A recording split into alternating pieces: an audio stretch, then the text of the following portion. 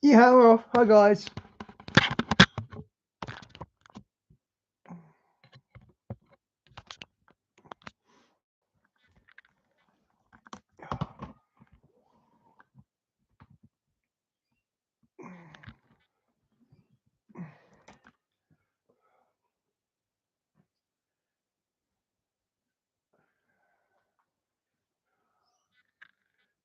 Hello again, everybody. This is James Martley, and you're watching and listening to the Cosmic Switchboard Show.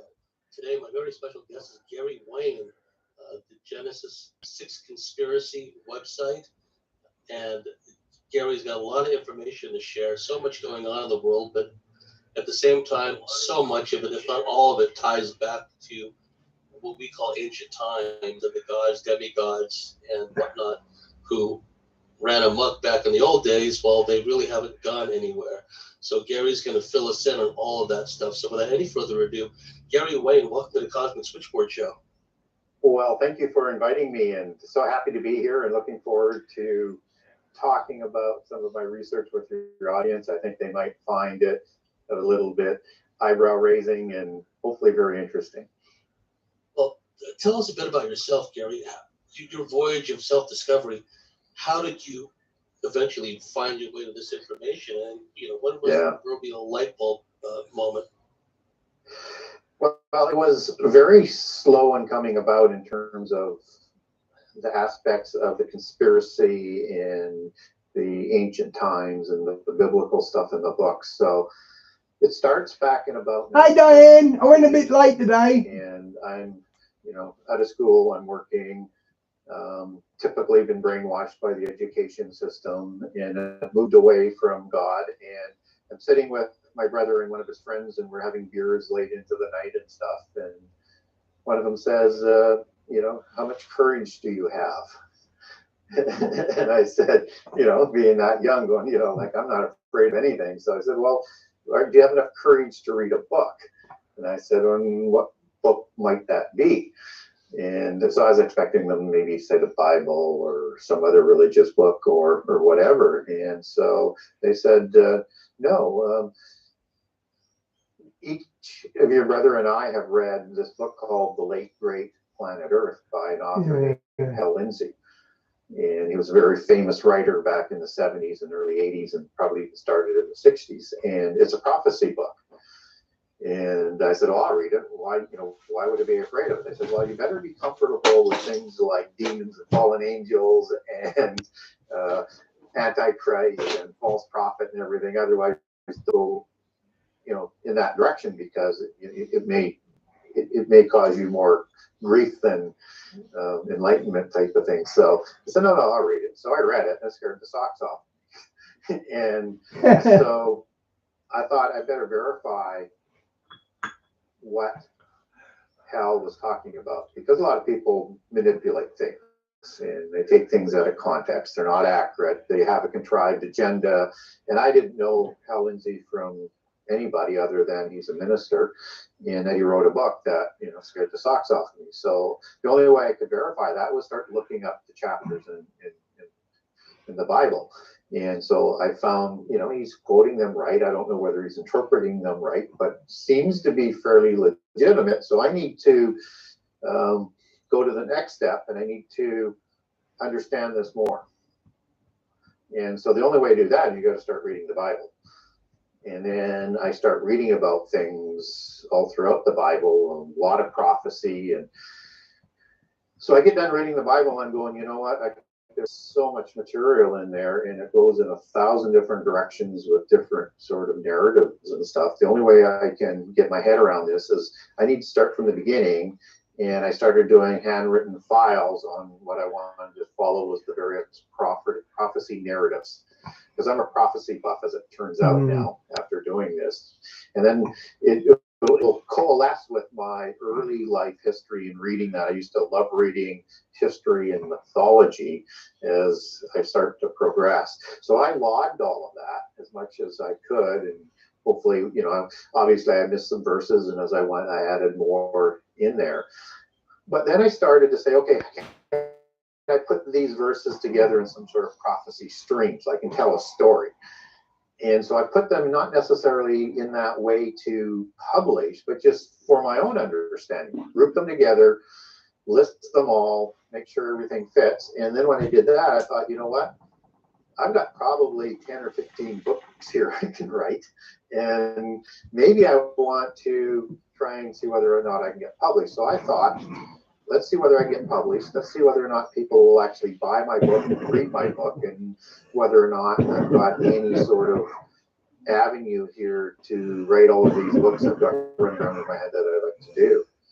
And so in about 1995 or so, I started to think about what that book's going to look like, and I decided on doing a short book. And so I wanted to do a book on prophecy, but connect these really odd things that I went and annotated as I went through the Bible. And it starts obviously Genesis 6 with these giants. And, you know, when I first read it, I went, whoa, I'm just not dealing with that. But then you read about after the flood, you get all these different tribes and things that, all these different tribes that are giants after the flood.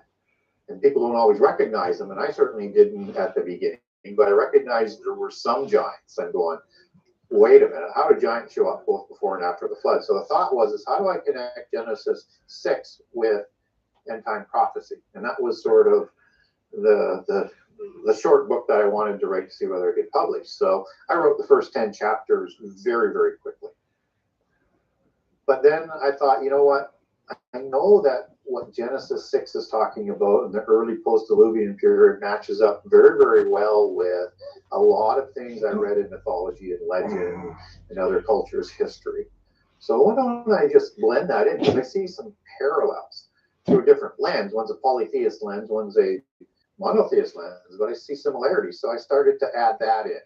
And then I thought, well, that's not really complete because those legends and myths are based on their religions. So you can't sort of separate them as part of the culture, the organizational structure in those legends in those countries, whether it's Greece or it's Sumeria or wherever. And so then I started to research those religions.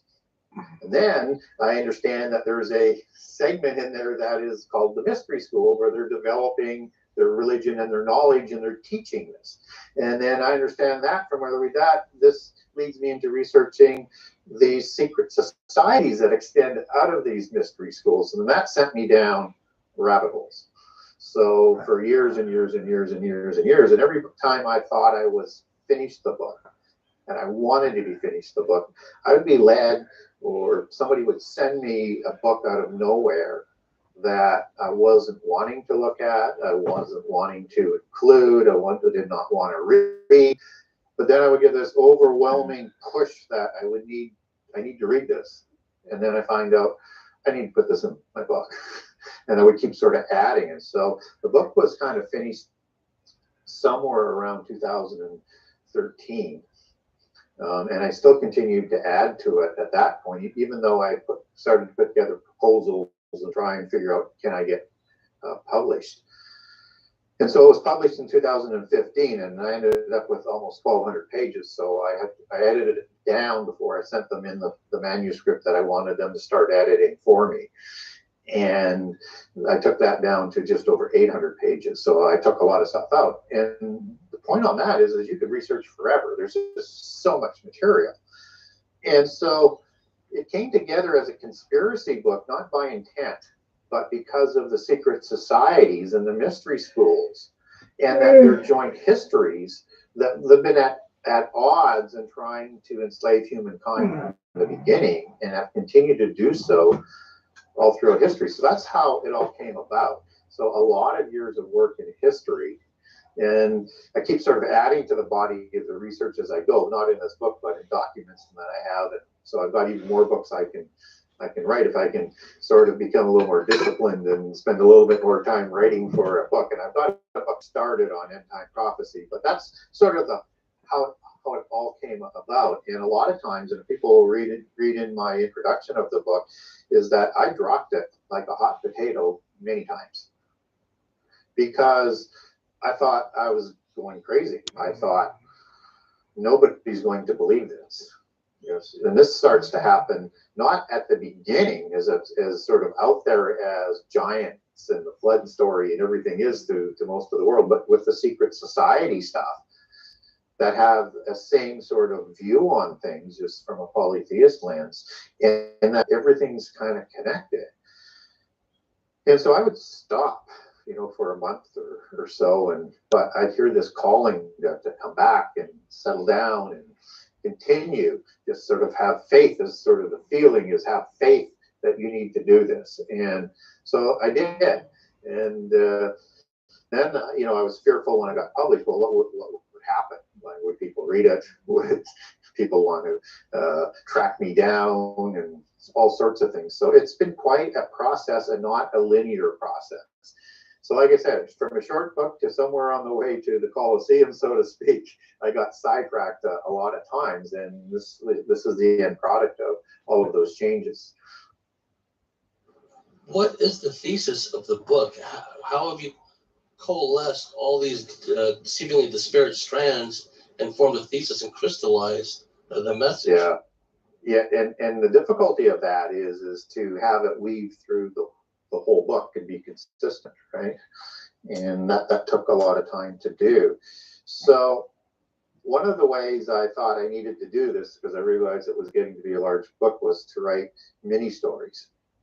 So each chapter is a story in itself that leads into the next chapter, and will keep coming up in subsequent chapters down the road. And that's sort of how I did it. And I thought, let's start not right at the beginning, but let's start in Genesis 6. And so that's why I picked the Genesis 6 conspiracy. And then as I get into it, I actually talk about it, well, it's part of a bigger conspiracy with the fallen angels. And by chapter 13, I'm into Lucifer's revenge. This is the name of the chapter. And then I start to sort of bring all of that back into the mix of what's going on in prehistory, and then sort of roll that forward through the antediluvian period, which people aren't familiar with that term, is before the flood. And then the early post-diluvian world, including the Nephilim Wars and all the things that impacted Abraham and Moses at that time, and then into modern times, and then into the end time. And then I go back again and I reweave in the last three sections more polytheist information as to how and what they're doing with their belief system. And what I try and underline with people is it's not important that you believe what they're saying.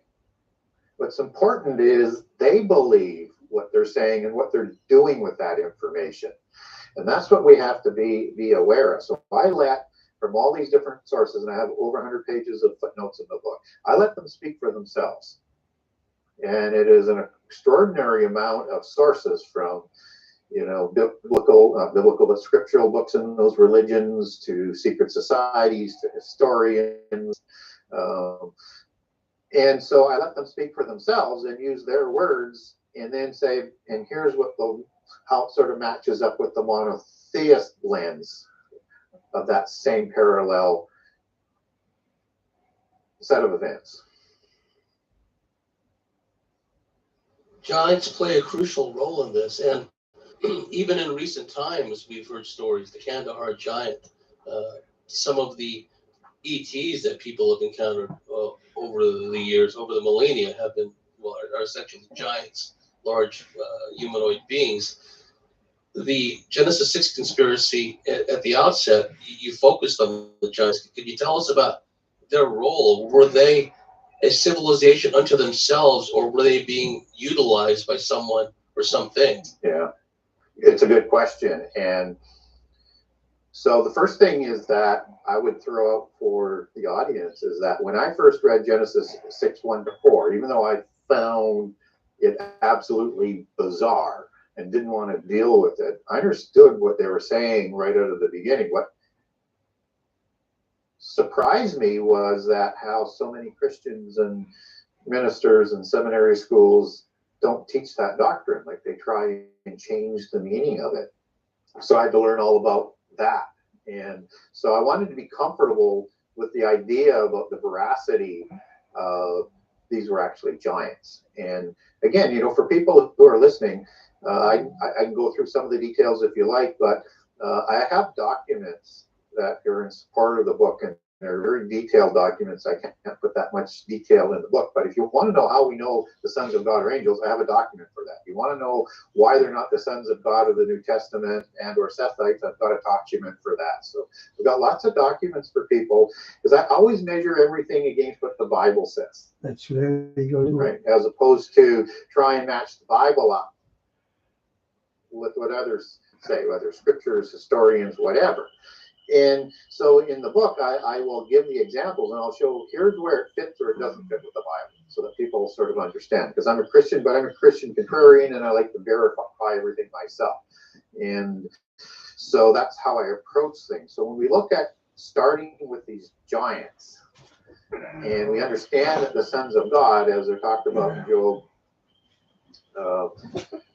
2:6, Job 1:34, 4-7, or the children of God in in the council of gods in Psalms 82, and the host of heaven and the stars and the angels, and knowing that they're all linked together and with matching pairs, which links all four, and sort of aggregate number of verses that they're all talking about a hierarchy and an army and or thousands of different levels of angels. And one of them is the sons of God, which I think are the watchers that First Enoch talks about, which are the watchers in Daniel 4 that's used 3 times. And those are the seraphim angels, part of the watchers. There's 3 groups of watchers. Seraphim, Ophanim, which isn't listed in the Bible, but that's the word for the wheel in Ezekiel 1 and Ezekiel 10, which are the cherubim-like angels within the wheels, but they have one face like a cherub, so they're slightly different, and that's the Hebrew word Ophan. There's another word Gigel, that's Hebrew as well, and is also used throughout there, but when it's talking about the beings within the wheels, then that's when they're talking about the Ophan, and the I am is the male plural, which you get Ophan that First Enoch talks about. And then you have the cherubim, as well as the watchers. There are also archangels, but they're not part of the watchers. Although you could have a seraphim that is part archangel as well. Some angels have more than one trait. Satan would be an example. He has several traits. I won't go into that right now. So that's how we know, just sort of quickly, that these are actually angels, and they produce these giants in Genesis 6:1-4. And these are the giants that are around from the generation of Noah and or Jared, as it would be referred to in the book of Enoch. And this is the 6th generation. So you've got the generation that's following with the descendants of Cain, who are going away from God and are developing what the polytheists call the 7 sacred sciences, which we know are the 7 liberal sciences today, and reinstated with the Royal Society starting in 1662 as the last of the sorcerers and the first of the scientists, as they like to call themselves, but that's another rabbit hole.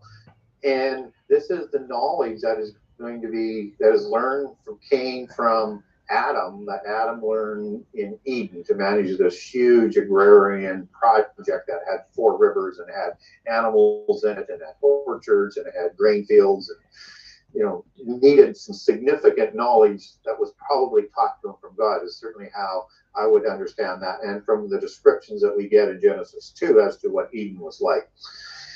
And so this is the knowledge that goes down to Cain, and he passes on to his first son, Enoch. And understand there's 2 Enochs in Genesis. It's very important.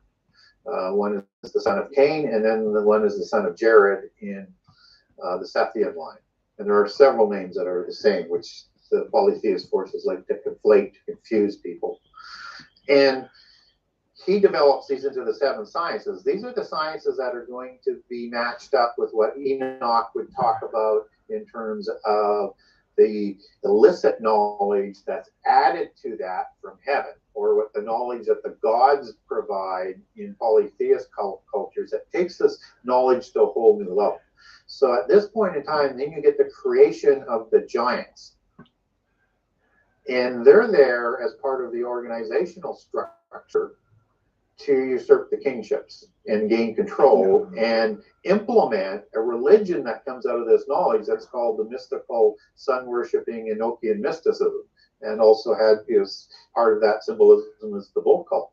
So they're going to implement those priests, that knowledge, the partnership with the angels and with the Nephilim to take over the world and parade humankind off the cliff so that they would be destroyed into destiny. Their job is to ensure humans don't reach their destiny of being resurrected to be like angels and to judge the angels that did all of the crimes against humanity before the flood.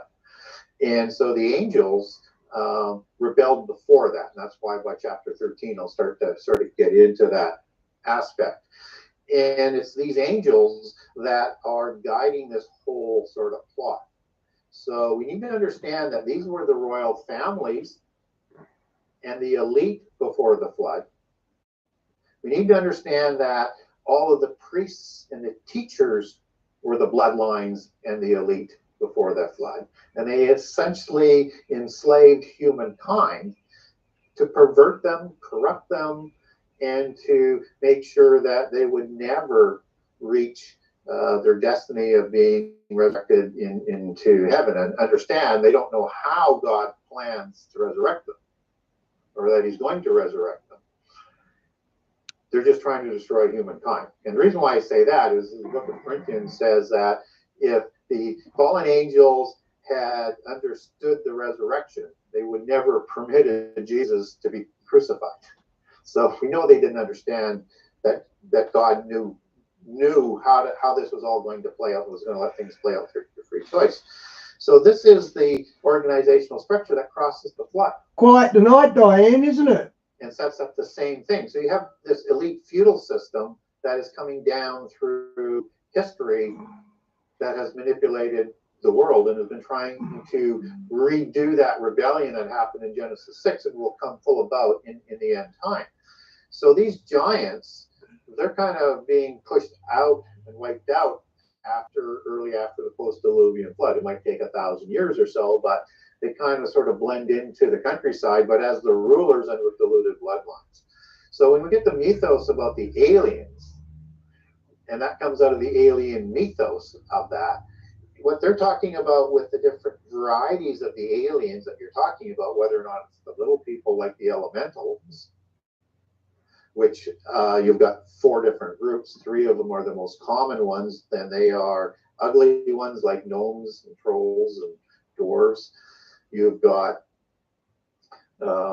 mischievous ones like the leprechauns, and you've got good-looking ones like the white elves, or trying to think of the fairy that's in Peter Pan, the one that's got flying wings. Tinkerbell, like good-looking ones, right? And then you've got a 4th one that's a little higher called salamanders, and they're kind of reptilian beings. And all of these 4 represent in the occult, like earth, wind, fire, those 4 different categories. So within that elemental ugly column, you have the gnomes, and they're in charge in the occult history of the genealogies, the knowledge, and the technology.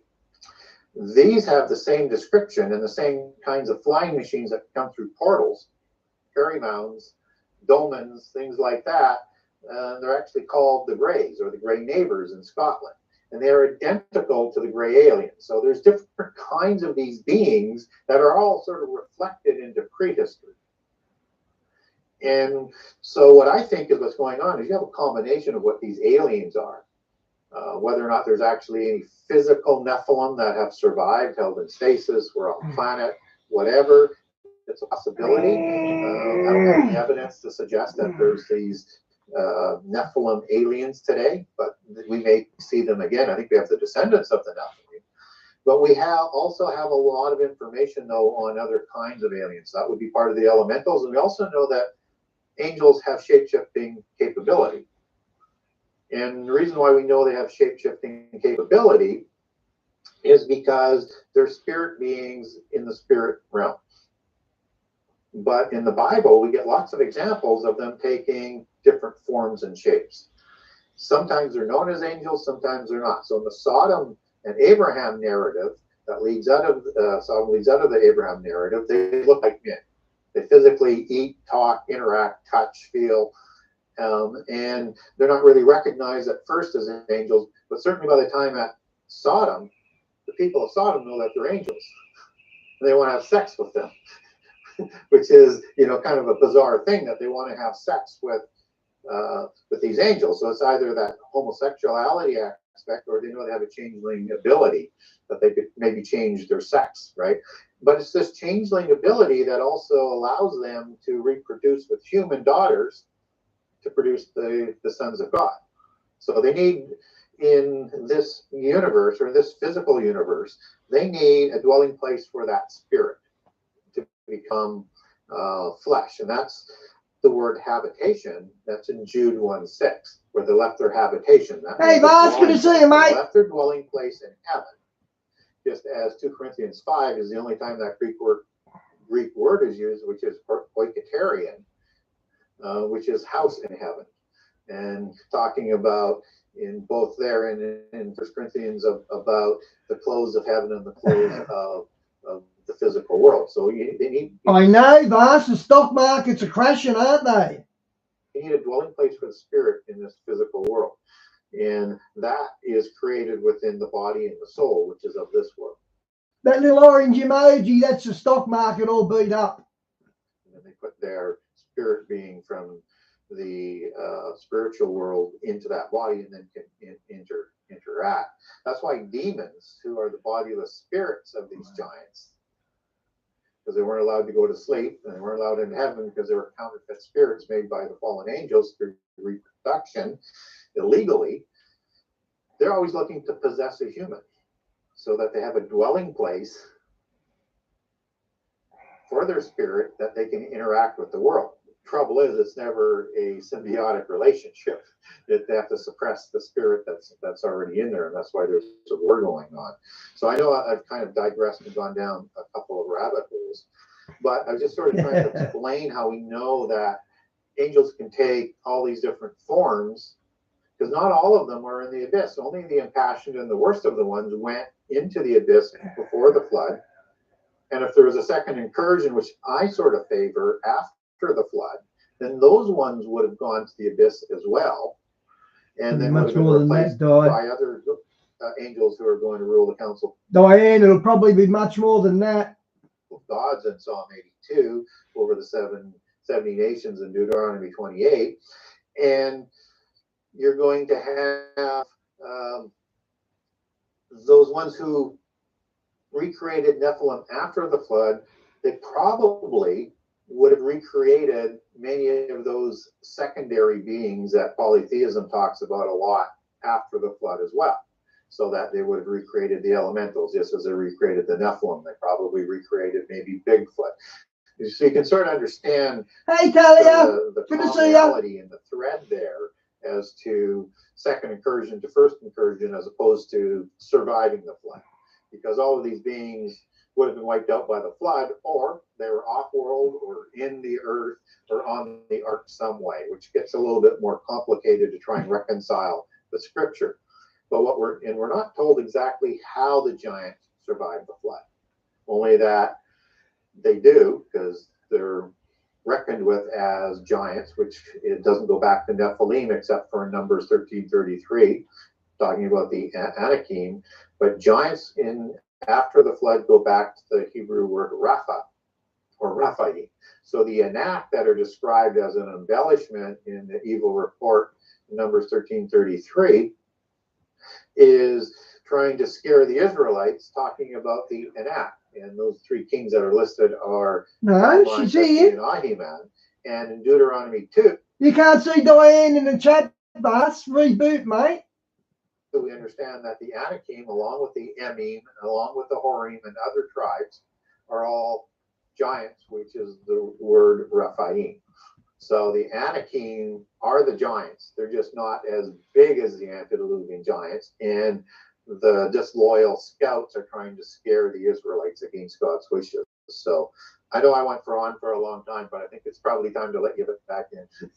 Oh, no, that was very interesting. And, got the wheels turning in my head. Just a couple of definitions.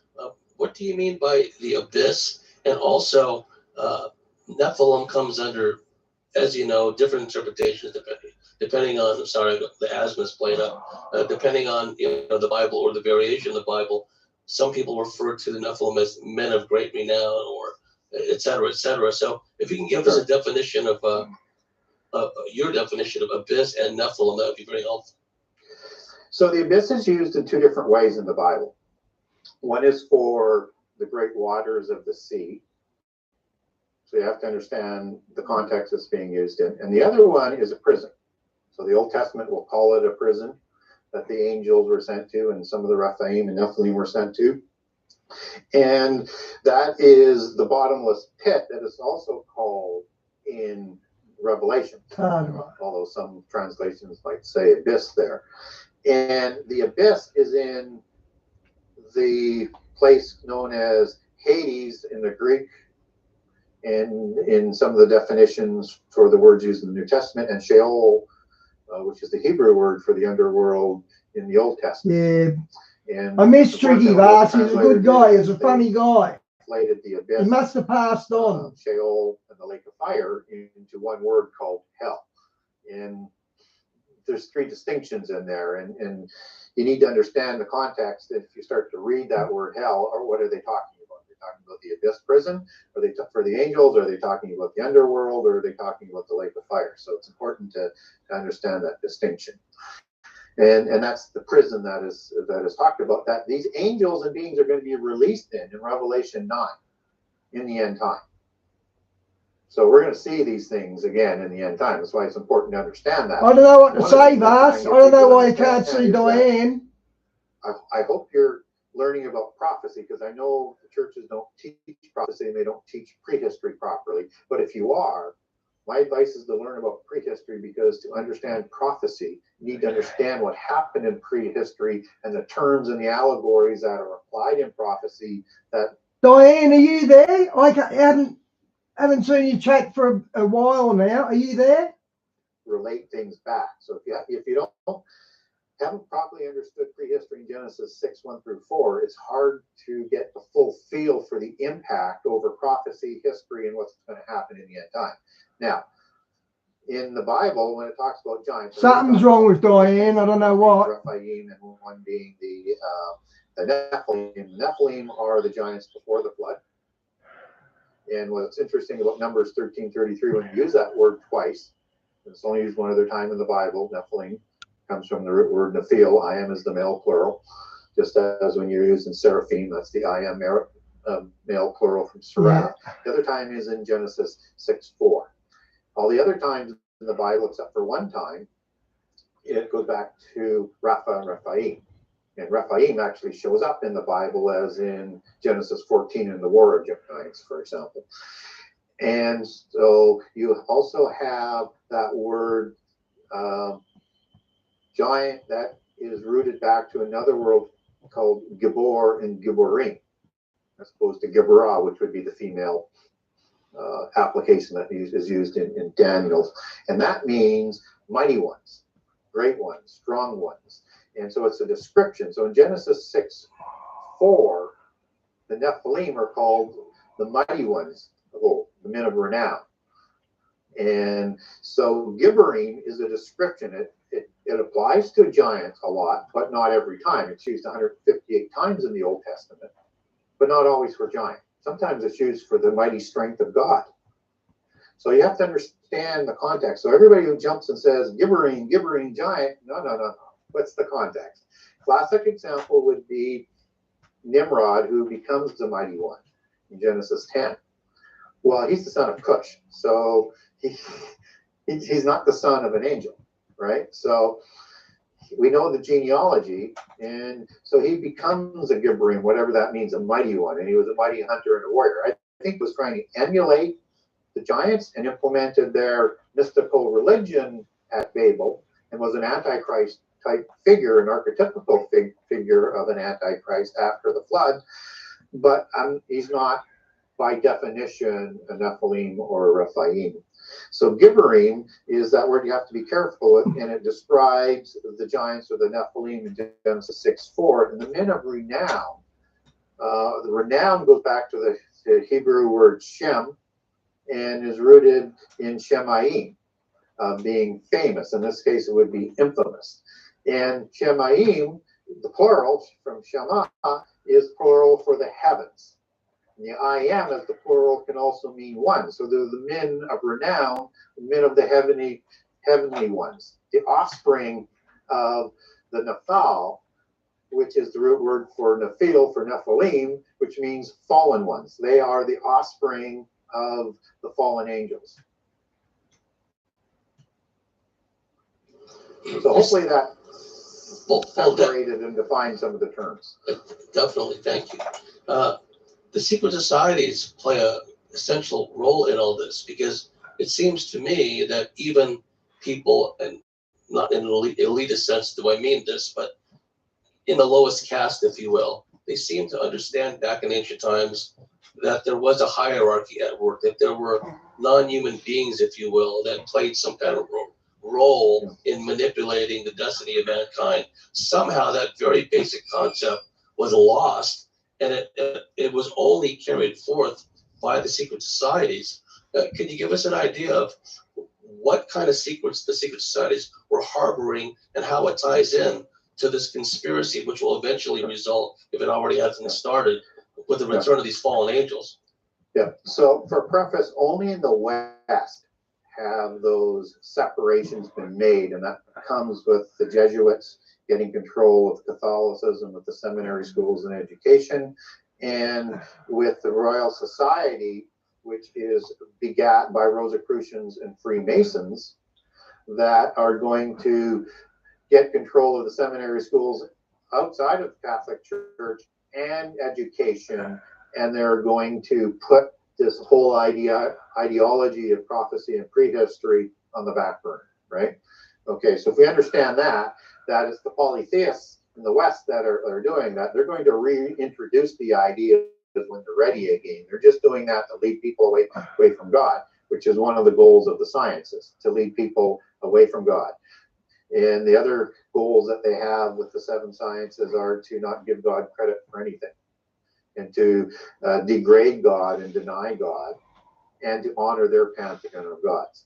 And you see all of that in education today, even with the idea that they're building temples for universities, which are mystery schools, and they have degrees like the secret societies do. And so they're learning philosophy, which is a derivative of the first three sciences, and is the theology and the directional dynamite of the seven sacred sciences. And philosophy means Sophia as in wisdom, as in the goddess of wisdom, Sophia, and love for Philos. Love for Sophia, love of the mother goddess, love of wisdom is their theology that guides the seven sciences and harmonizes them and gives them direction. So understand all of that is kind of related. So back in the time of the creation of those sciences and the dividing up into the mystery schools and the development of the Enochian mysticism of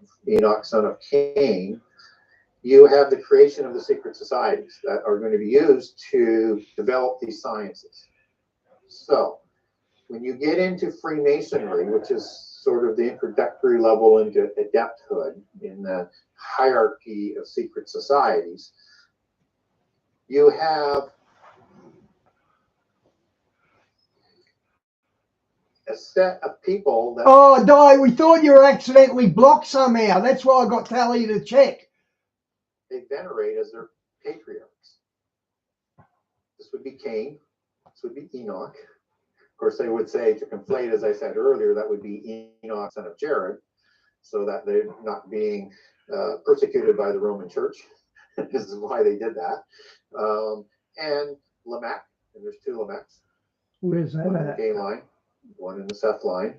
And Lamech's offspring, which again shows you that they're the descendants of the Cainite line. They also have this Cain, Nama, Jubal, and Jubal.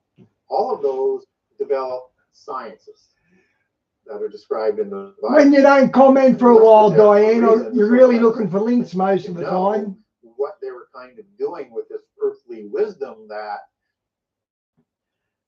the Bible talks about, particularly in the New Testament, that you have to not fall prey to that earthly wisdom. It doesn't mean that knowledge is bad.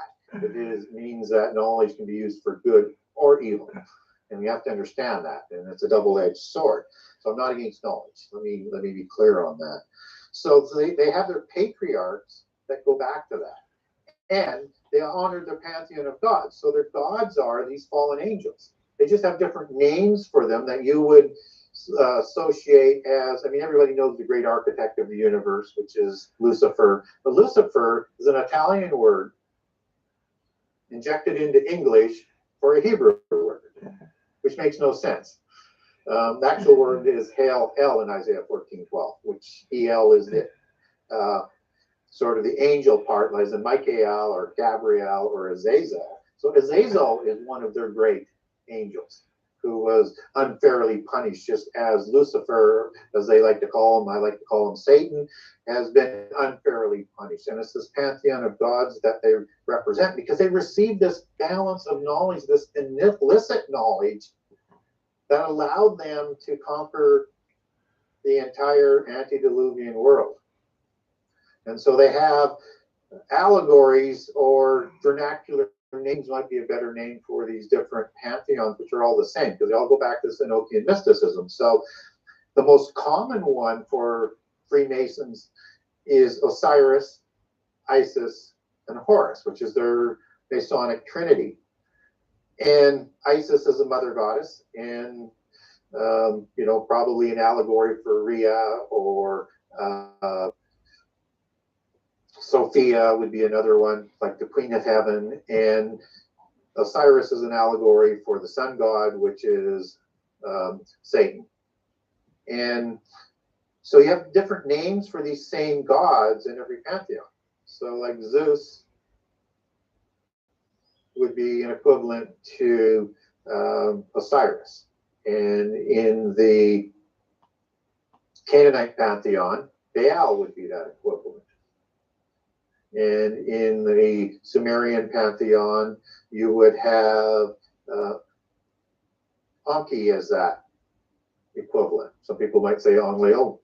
It's a debatable argument, but also understand these ones also have parent gods, and that's a whole different rabbit hole we won't go down right now.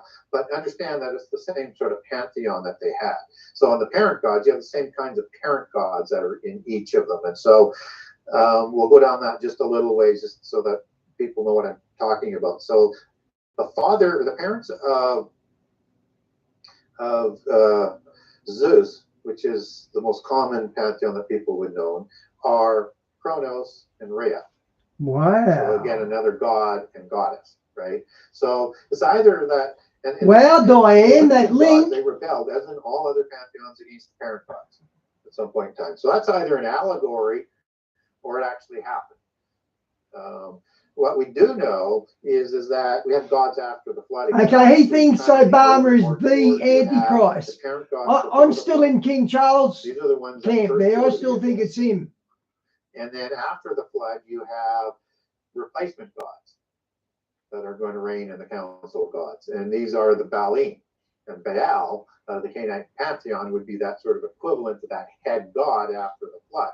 And if they had a second incursion, those ones would have went to the abyss. And so when you get in the Bible the term Baalim, that's the plural again, that's that pantheon of gods that are in all the different sort of countries, whether it's the Philistines or the Canaanite country, or in the Mount Hermon area and across the Jordan.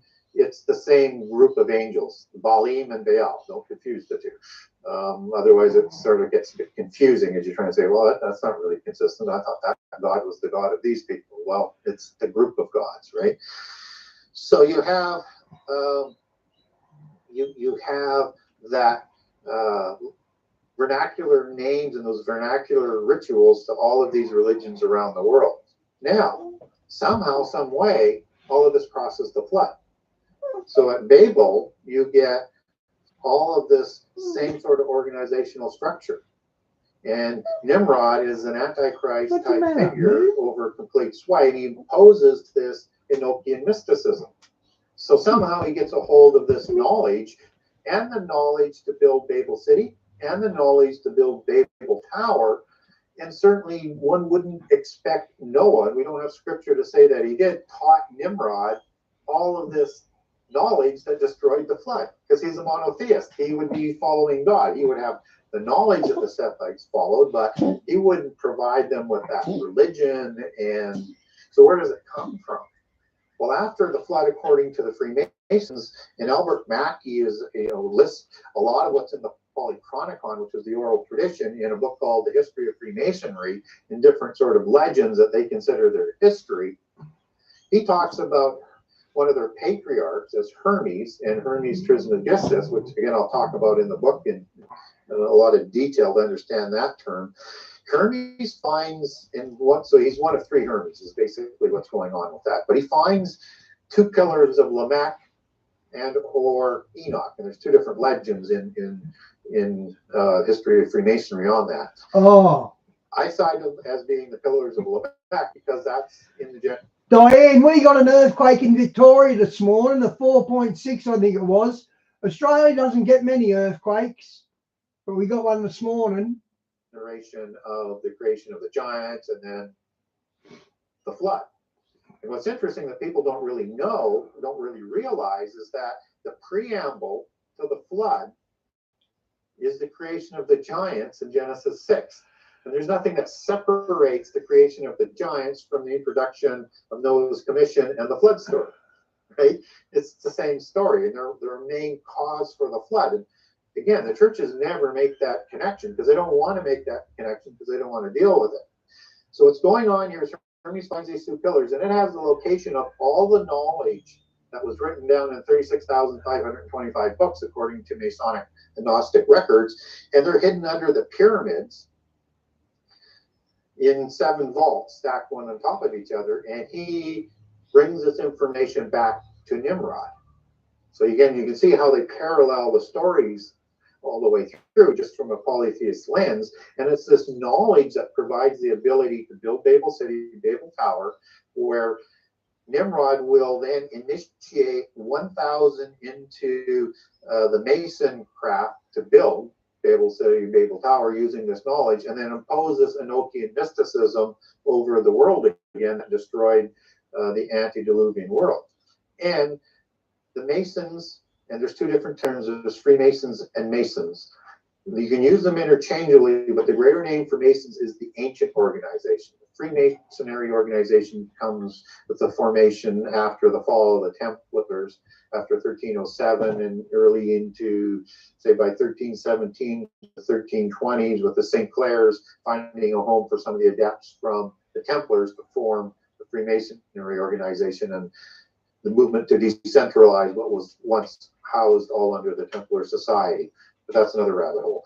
And so the Masons, the ancient Masons, look at Nimrod in a very fond way, as a large man, as a great warrior and king, not necessarily as the giant, although other legends from other countries suggest that he was. But they do recognize him as their first Grand Master of Masonry after the flood, who wrote the first Constitution, which would not be updated until the time of the White Brotherhood in Heliopolis, in just before Moses' times. And again, you sort of get that sort of connection, that this knowledge and stuff going down through the mystery schools and this polytheism and secret societies are going to move forward.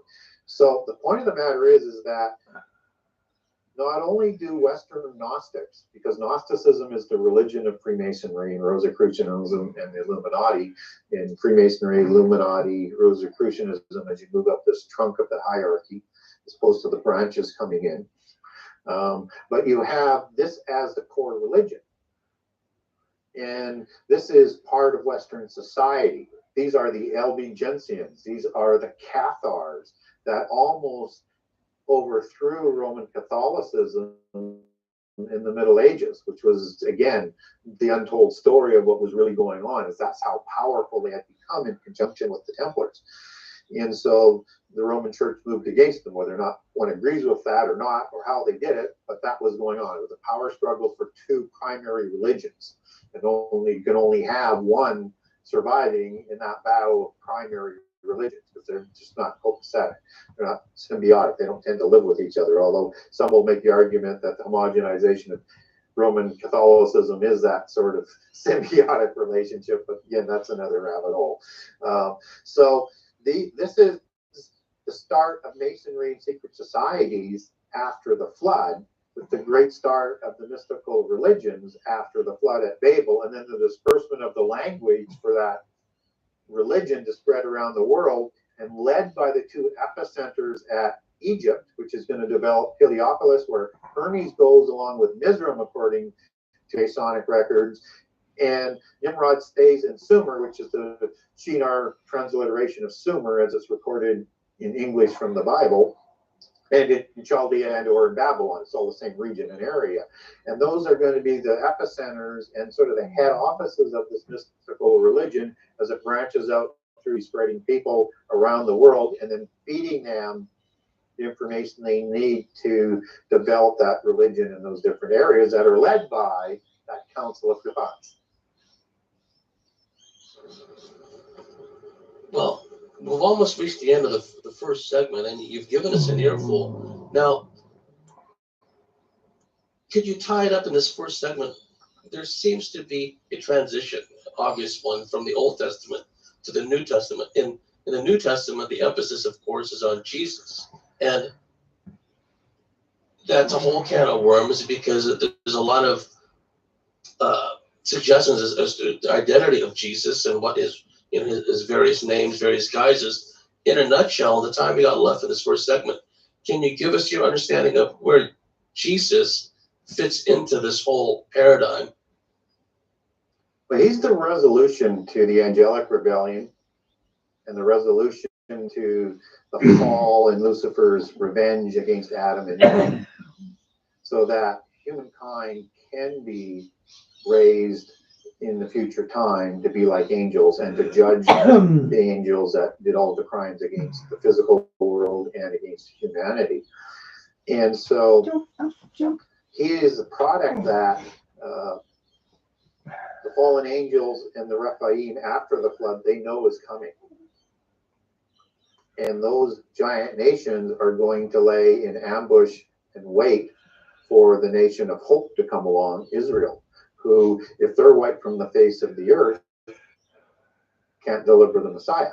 Okay, this is 3 years old, guys. Right? So when Israel moves into the covenant land, which is the land for God, they moved there and squatted there on purpose to violate the land and to wait for Israel and then to try and wipe Israel out. So this war is for Israel's survival, yes, but also to remove the giants from the land and to be able to produce the Messiah through the tribe of Judah. And this is what they're going to be trying to prevent all through the post-diluvian period, the spurious forces. Yeah, I saw him. I seen him get introduced by Camel Breath. He looks very boring. And I use that word spurious a lot in the book. If people look it up, they'll find out why in terms of the greater meaning that it has. So the question as to who Jesus is he is the Word of God, which is who created the world at God's command. He's the Word who becomes flesh. And he's a spirit being that is brought into the world, who's going to atone for the world's sin through a sacrifice that the angels don't recognize is going to be happening, the fallen angels at least. And the Holy Spirit develops within Mary the soul and the body that's going to be the dwelling space for the Spirit, the Word that is implanted into Mary, so that he's not created in the same way as the Nephilim or the Rephaim are. So he only has a mother in this world, and he has a father in the other world, the spirit world, who is going to teach the new covenant and the resolution to the angelic rebellion, and to put in place what's going to resolve the issues of the angelic rebellion through the end time and the millennium. So it's completely connected. So it's what I would say, it is the resurrection plan to resolve the rebellion and the creation of giants, and to ensure that The loyal angels are going to move into the future, and those who choose God with very little knowledge, but on faith, as opposed to angels who are already created immortal with intimate knowledge, but yet many still result because they have free choice, and to allow things to happen through free choice, because God is greater than free choice, so that all the names of the book of life that were written before creation. Talia, did you see how Kamala Harris, when she was introducing him, she couldn't stop laughing? She's a real fool. You look at her, she's an idiot. Will be fulfilled. So there's a time frame. There's a divine ordained time frame, and things need to play out. And Jesus is that access for the resurrection, so that people can become like the sons of God, adopted sons of God, but through the resurrection, which is why the sons of God of the New Testament can't be the sons of God in Genesis 6 from that aspect of it. And Luke is very, very clear on it, where he says there's going to be no marriage, just as Matthew talks about no marriage in heaven, because after the resurrection, humans are going to be equal to angels, and they'll be sons of the resurrection, or the sons of God, as it's described in that adoption process and other verses. So I know that was a little bit longer answer than what you're hoping for, but yeah, he's the solution to the angelic rebellion and the fall of humans in Eden. Well, thank you for sharing that. And no, that was a perfect encapsulation. To round out this first segment. Once again, Gary, could you give your website to our listeners and viewers? The what? Okay, that's over, guys. There it is. There, look.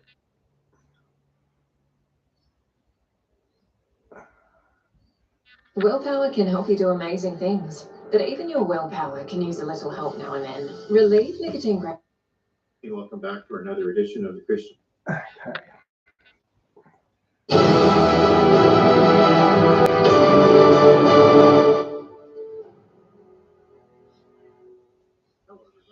Back for another edition of the Christian Contrarian. I'm Gary Wayne, author of the Genesis 6 Conspiracy, and this is episode 54, The Great Tribulation, Part 2, The Days of the Lord. And as we continue to finish off the last 3.5 years in this section, you may want to go back to episode 53 and review that and see how that sort of links up.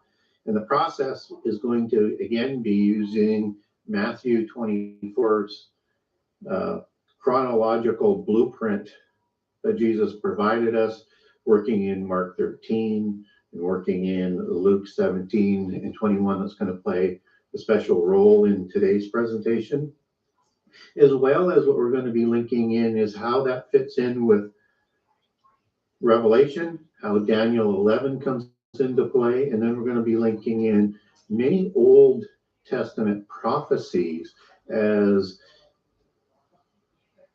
they unfold for the coming together with the supper of the Lord that happens in the marriage of the Lamb that happens in Revelation 19, and as Judah and as awakened Israel start to participate in the culmination of bringing all of the elect back together, Old Covenant and New Covenant, into one new covenant going forward.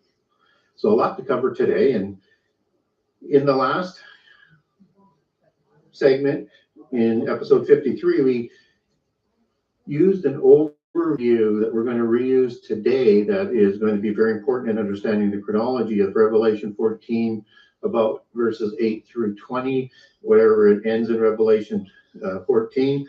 And this is after the last angel has preached the gospel to the people of the earth.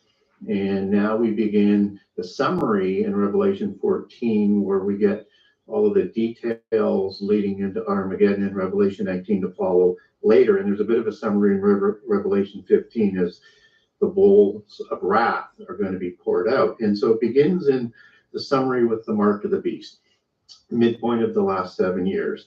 And then judgment is going to come because of that. And then Babylon falls, so sometime shortly into the last 3.5 years, and you're going to see how that fits in a little bit better again today as well.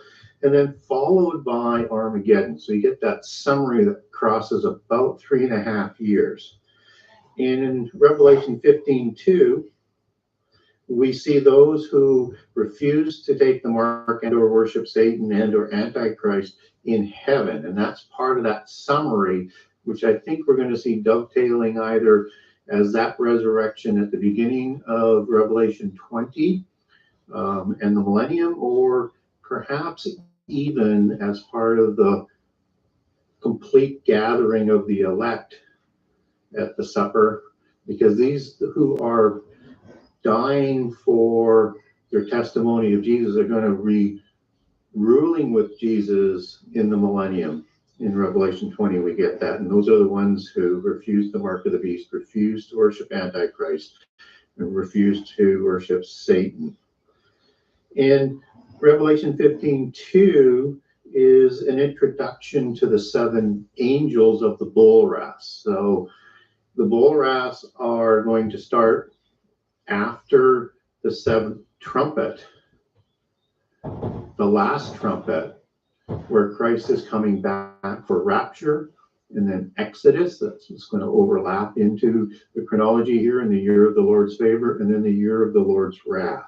And we're going to tie in events and a chronology that hopefully will sketch that out in a way that makes sense for people. And so we have a period of Antichrist rule from coming to power at the midpoint until the last year that I think is the year of the Lord's wrath. So we have about 2.5 years of things that are taking place. So we're going to sketch that out. And that leaves 1 year to come. And at 15:7, the 7 angels are given the bull wrath. And in Revelation 16, they're going to pour those out. And I think that begins with the last year. So how do I get there with a full year of the Lord's wrath? Because most of the passages just talk about the day of the Lord, which could be one day. You could easily interpret it that way. And so we're going to start with Luke 17:22 through 26. And understanding this is talking about the time of Jesus' coming with his sign in Luke 17:24. But in 22 and 26, we get a couple of very interesting passages about not just the day of the Lord. Alexander was Greek, though. He wasn't Jewish. But the days as in plural. And one of the key wordings that's in there is one of the days of the days of the of Jesus' coming. And so you have a desire for the days of the Lord, and it's going to be like the days of Noah, such will be the days of the Lord. And then, and again, the sign comes in the middle of that, and it's plural. It's indicating more than one coming, or more than just the rapture, but staying for a longer period of time. So multiple years, perhaps, where he's going to be down here, or 2 years, but plural. And we get that sort of nailed down with that word "one," that is in one of the days of the days of the Son of Man. And one is the Greek word "mia," 3391, and that indicates as its meaning as the first of the days of his coming. And what that means is that you have in verse 24 his coming for rapture and beginning of the collection of the elect of the church, those still alive, those who have died in Jesus, and understanding that the resurrection of the first fruits have already been completed. And those are the martyrs. Those are the ones who died in the first 3.5 years in the testimony of Jesus. And as we understand that as being multiple days, we also look to Revelation. Talia, we were talking about Alexander the Greek yesterday, and there's a possibility he could have been a giant, a hybrid. He could have been a hybrid. like Goliath. For the 10 days of tribulation, for an analogy of 10 years of tribulation, so 7 years of the end time plus an additional 3 as Babylon is rising, as I've covered in other chapters, and also Daniel 9:27, where you get a week of years, which is 1 day per year, or 7 years is the length, and the middle point is 3.5 years at the abomination. And we get that, as we've covered in other passages, about the length of 3.5 years on each side of the abomination, both in Daniel and in Revelation. And so we have in the days of the Son of Man, and let's now make that a little bit clearer with a few Old Testament passages that's going to help us understand the visitations of Jesus. And again, it's plural in visitations when we get there. So Isaiah 63:3. And it's the time for the context of. Well, the Bible says the laws will be changed, Diane. They're changed for the worse in that link. Edom's destruction, which is going to be very important as we get into Daniel 11. What about that Olympic boxer, the one that's a hermaphrodite? She's knocking out all the women boxers. And the winepress is being trodden, and the time of the anger and fury of God. And when you see the word fury, that's going to go back to the same word as wrath, and it can be translated as fury or wrath, and a few other different words. So they're talking about the same sort of period of time.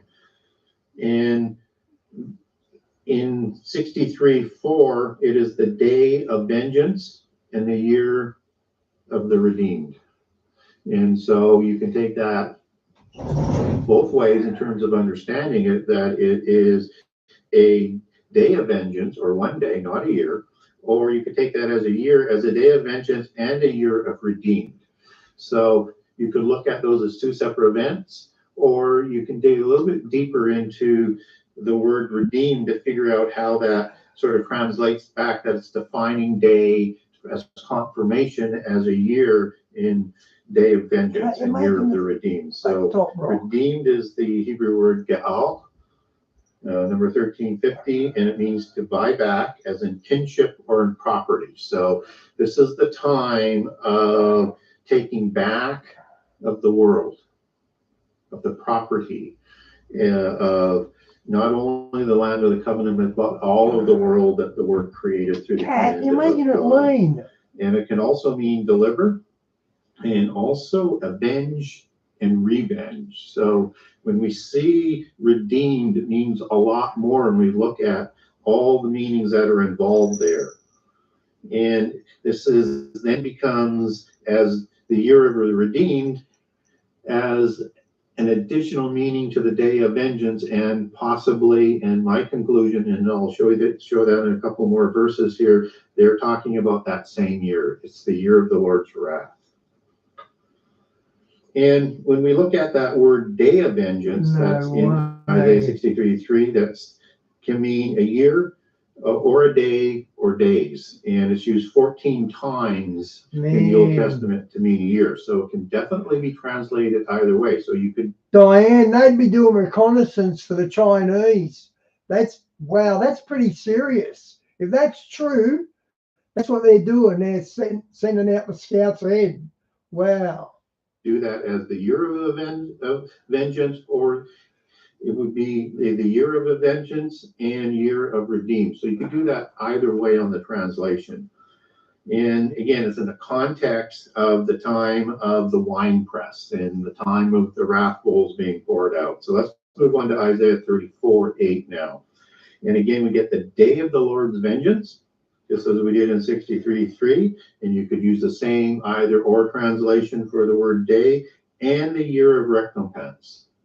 And so we get both again, where it's talking about the same type of idea. And is that again for the year of the Lord's favor, or is that for the year of the Lord's wrath when we talk about recompense? And they're talking about two separate years, and a year and or a day. And I think they're two separate years, but the word recompense for Israel and Zion, for the sake of Israel. Talia, do you mean clones? That word is defined as in number 7966 as requital or retribution. and to make amends for all the horrible things that have been done to the people of the covenant. And so this is not the collection of the elect. This is the retribution for the sake of Israel. And so this is defining the year of recompense as being the year of the Lord's wrath. It's Isaiah 34:8. And in Hosea 9:7, it really sort of brings it to full circle and flesh out what I think the true understanding is here, because it's so important to understand that for chronology and time frame in the last 3.5 years. So Hosea 9:7, it's the days multiple of visitation and have come as in the days of recompense. Hosea 9:7. And the context in 9:5 for the days of visitation is the feast of the Lord and a solemn day and the day of the Lord's wrath. So it's part of the days of Jesus' visitation. And what I think we're looking at is, a year of the Lord's favor and a year of the Lord's wrath.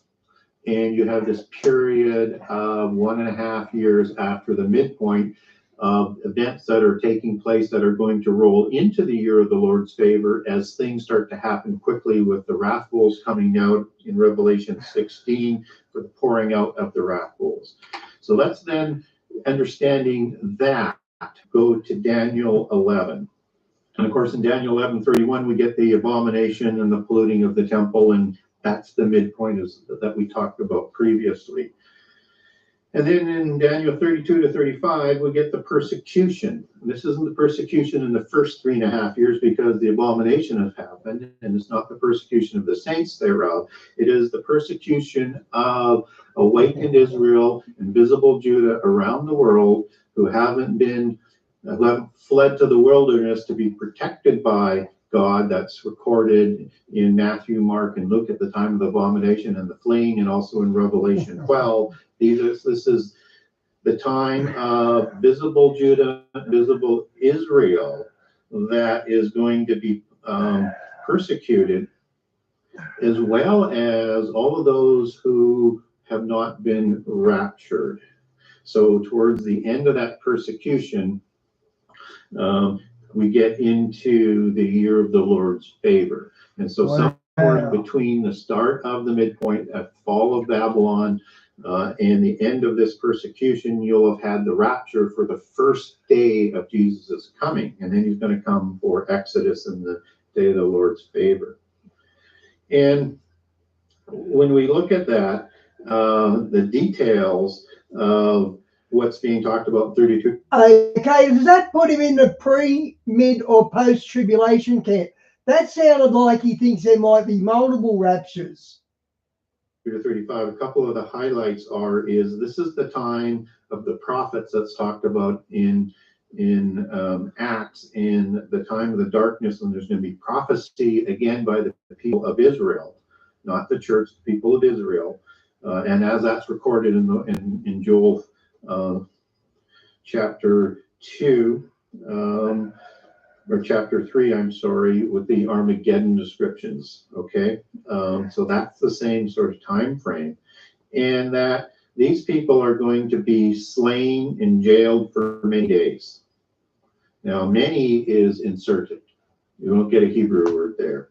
That's but the word days are, which is saying for more than 1 year. So using that same terminology that's being used interchangeably for the day of the Lord, year of the Lord, for many days, many years. So multiple years, more than 1 year for sure. And this is going to continue this persecution until the end, until the start of the year of the Lord's wrath at the appointed time. And those who are being slain and being persecuted in this period are those made purified, are wiped and made purified and tried, as recorded in Daniel 12:10. And that's why it says in Daniel 11 to make them white for the appointed time. So again, the language and the symmetry is absolutely perfect on that. And again, that begins as recorded in Revelation 12 and 13 in terms of the mark of the beast for the persecution of those who aren't going to worship them, and in Revelation 12, after the people have fled Judea, after the abomination, the dragon and Antichrist turn on those who hold the testimony of Jesus. So at this point in time, you're going to have the sign of Jesus, and that's when Judah and Israel are turning and mourning for the one that they pierced, and they're going to become a believer in the Redeemer again, in preparation for Exodus and in preparation to be part of the marriage in Revelation 12 and the supper of the Lamb.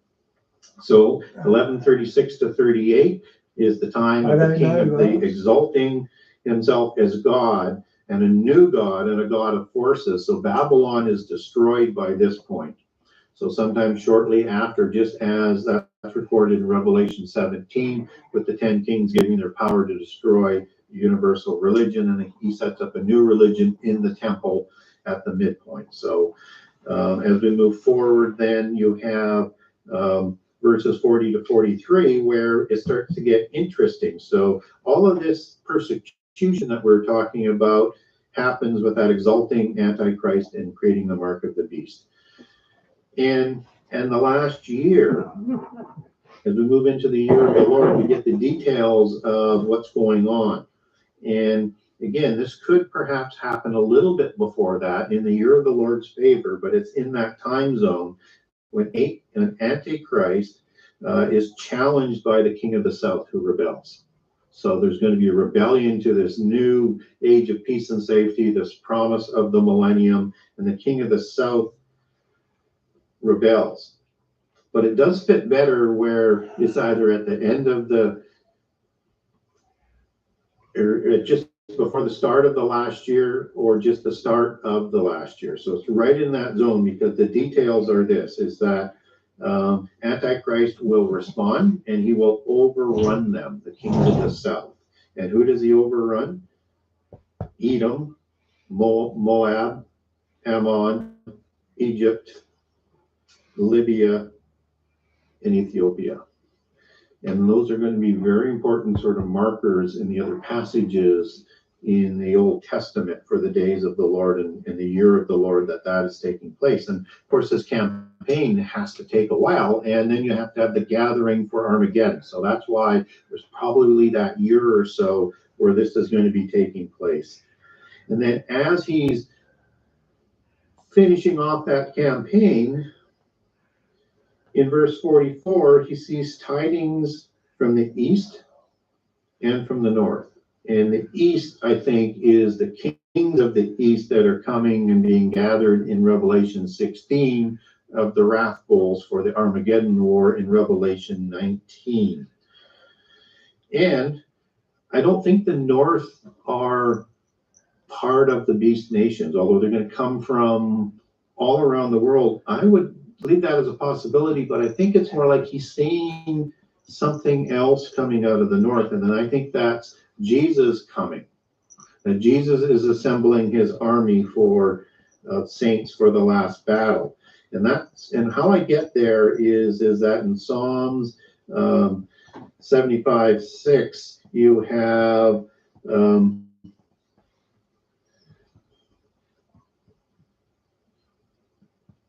where Jesus and the throne of God is not in the east and not in the south and not in the west, but is in the north, which matches up. Hey mate, it's time to go home. I can't! Don't get stuck in pain. Voltaren gel penetrates deep into the skin to reduce inflammation and relieve pain to get you moving sooner. Voltaren, the joy of movement. I instructed her to stop. She did. You need to tell her you heard me call police. I didn't hear you do that. How am I supposed to believe? Oh, the remote's not working. Yes, it is. Matches up to Isaiah 14:13, where God's congregation is in the north. And in 14:31, from the Isaiah 14:31, where Jesus would come from the north as you extend in Isaiah 14, smoke or an avenger, and this is at the appointed time. So I think all of this is when Jesus is coming, because at that time in Isaiah 14 and late 30s, you're starting at about Isaiah 28 and going to the end. That's when the Assyrian Antichrist You do, Vaz. slain on the I mountains mean to of leave Israel. one for you. Again, the timing lines up very, very well. And then in Daniel 45, once he sees what's going on with the kings of the east and whatever's coming out of the north, that I think is Jesus and the saints' army, this is when he heads to the holy mountain, which I think is Hermon, Mount Sion, and Sion, as it's recorded in Deuteronomy 4. And this is the holy mountain where they swore the oath. This is the Moab that is connected to how you would translate in Hebrew or Armageddon, Mount of Moab, with the G being silent, not a hard G, another rabbit hole we could go down another day, but the same as the holy mountain as where Hermon is, that's called Mount Sion, which is not the same word as Zion. And it's why you have Sion and the Priory of Sion so prevalent in the secret societies. And that's Revelation 16:16, where that gathering takes place. And that's at the end of the last 3.5 years. So again, as we move into some of the Old Testament details to sort of mesh some of this stuff in,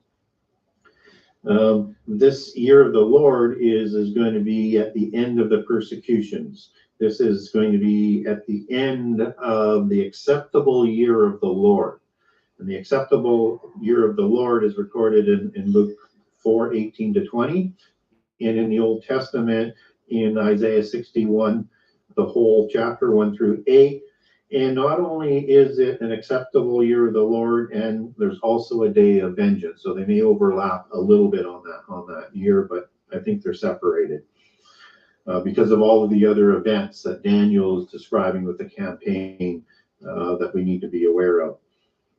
And of course, in Isaiah 63:4, again, it's a day of vengeance and a year of recompense, a year of the day's Lord.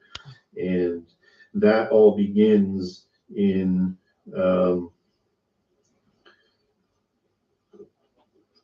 that year of the day of the Lord's favor is part of 1136-38, and then we move into the last portions and the events of the last year after that, after the persecution that's recorded in Daniel 11. So let's now look at that term, the wrath of God, and look at a few important verses on that and show you how that sort of fits into this end time chronology. So you have Amos 5:18-24, and that's the wrath of God and the day of darkness with no light. And you also have Isaiah 13:8-10, where this is sort of a culmination of the birth pangs because it's getting stronger. So these other days of darkness that you're having before, that are in the days of the trumpets and in the seals, and maybe even before with some of the wars and the issues that are going on, it's going to be like that, but not as strong. On this day of darkness, there is no light. Nothing shines, period. It's going to be black. And we also get that on the day of the Lord in Joel 3:15, which is the time of the Armageddon battle, as opposed to Joel 1 and 2, which would be the Gog War and the Revelation 9 War just before the midpoint. And also in Zephaniah 1:15, where no light is going to shine. And that matches up very well with Revelation 16:10 in the year of the pouring out of the bowl wraths. And also in Matthew 24:29 would match up where it's talking about the days of darkness in the second half. And also you have, that's where he's collecting the elect from around the earth. So it's going to be sort of in that time frame, because darkness is thrown on the beast empire as part of the bowl wrath that I'm going to cover here shortly. And then you have the days of Armageddon, or the day of Armageddon. And Isaiah 13:6 is the day of destruction, where everybody comes from afar. So that's the gathering of the armies of Armageddon. Revelation 16:13-16 in the sixth bowl.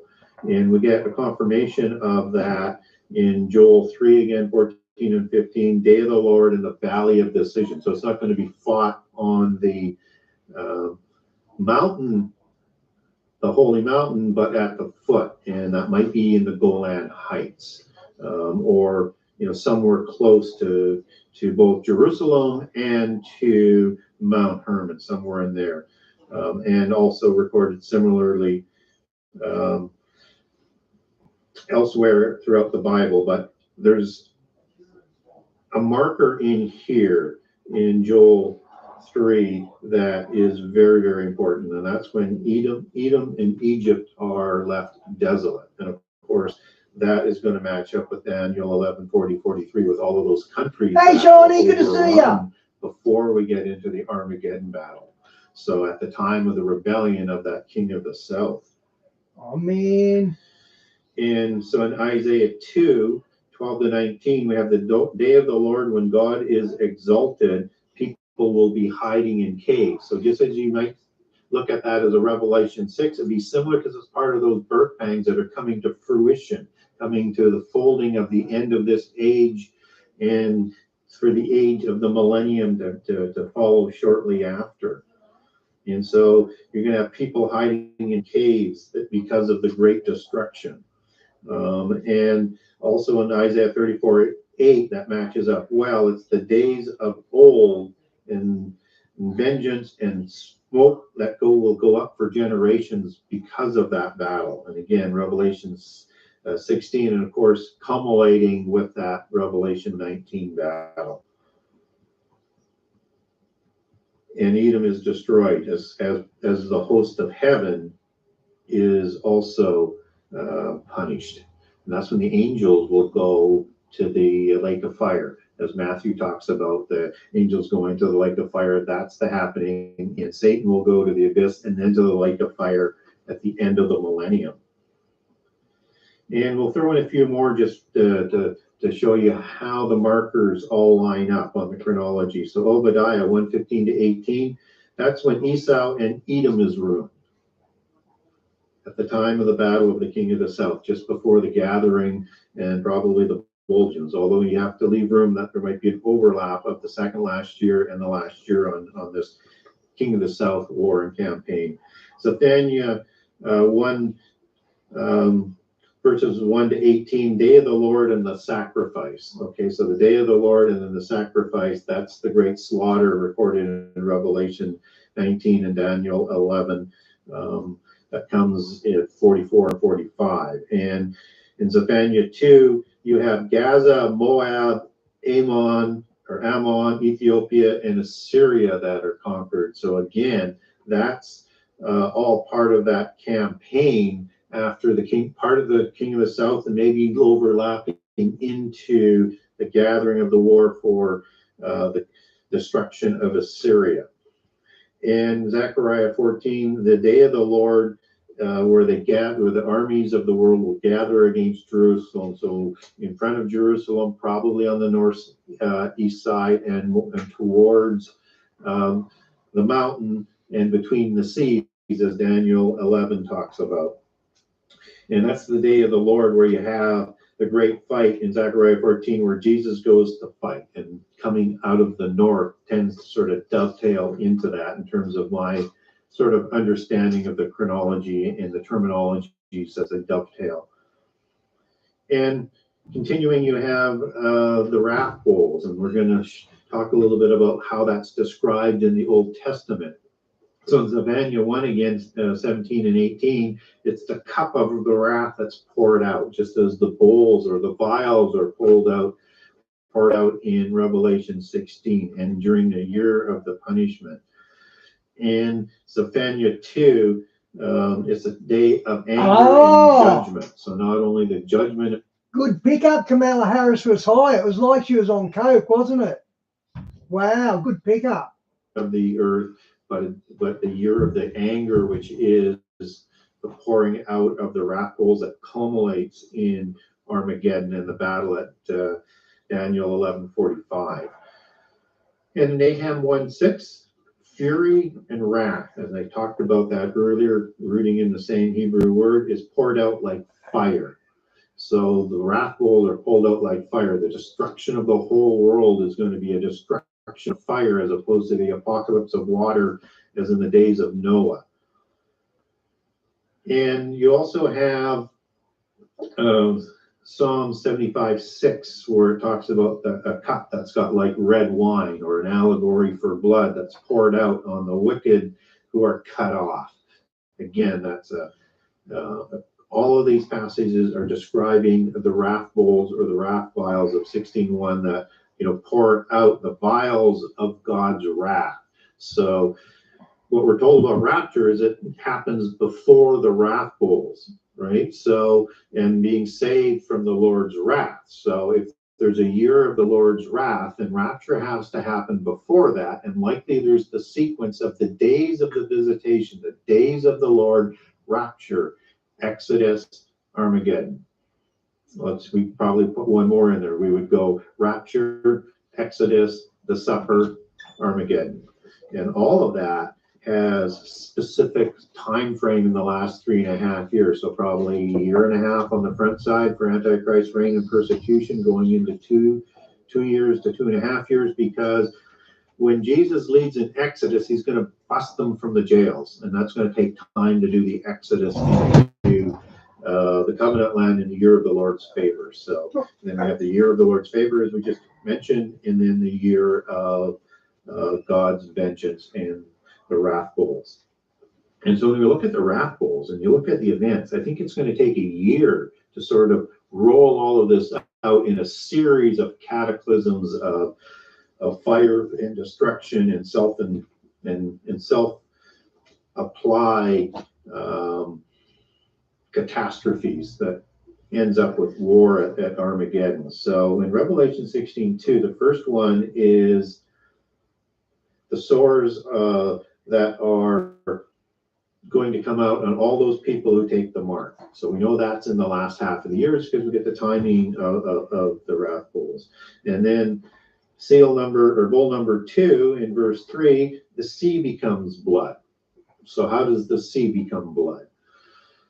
Well, either there's going to be some sort of supernatural thing in nature that kills everything in the sea, or that's going to be partially of the wars. So when do the wars start? Well, we talked about that towards the end of the first 3.5 years with the reign of the king of the south, and that could be as an extension of that war, or it could be an extension of the Armageddon war. That's for sure in the last year.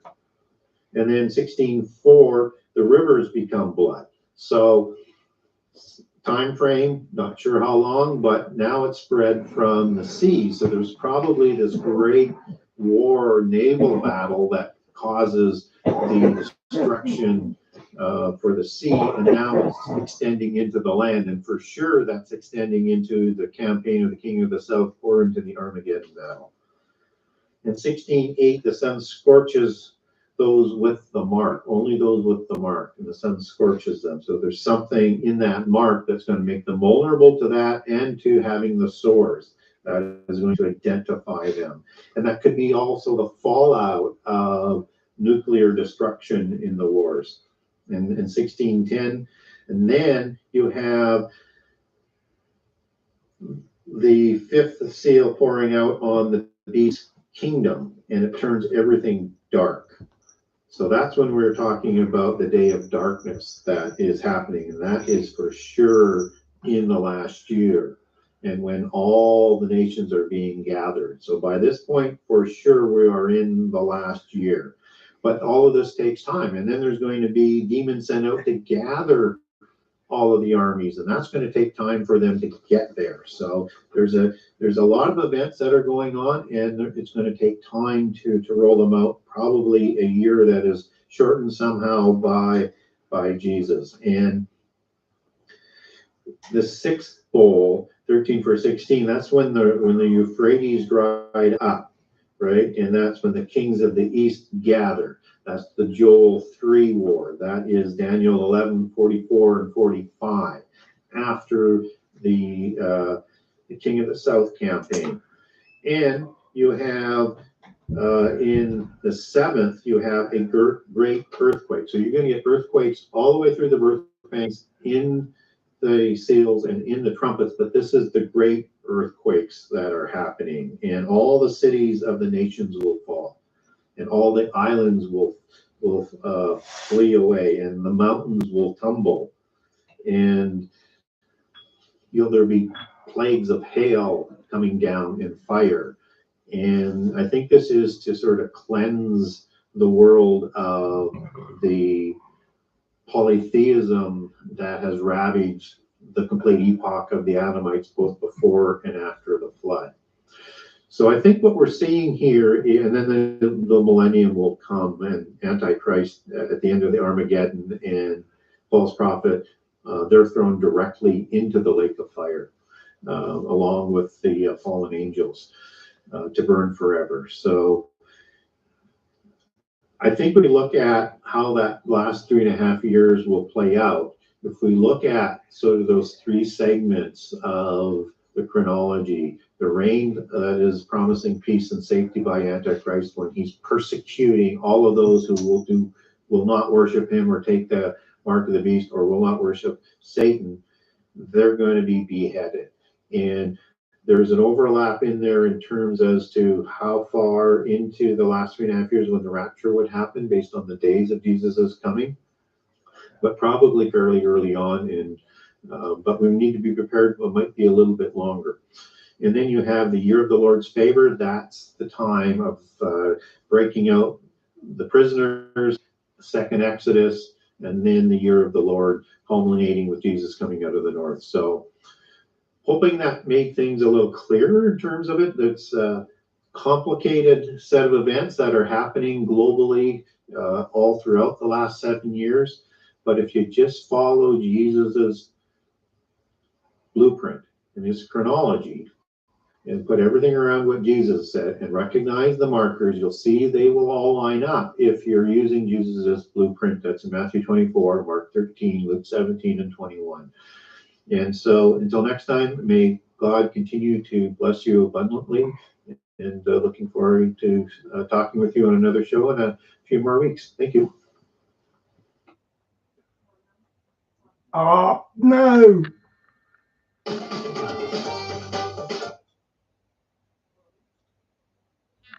I'm going to have to try and do that again. Hang on. Right, we're watching that. This one-of-a-kind plasma lighter is taking over the survival market in the U.S. It's completely water and windproof.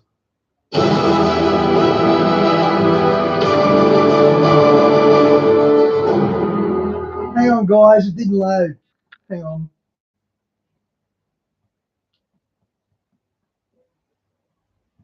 I'm just typing in.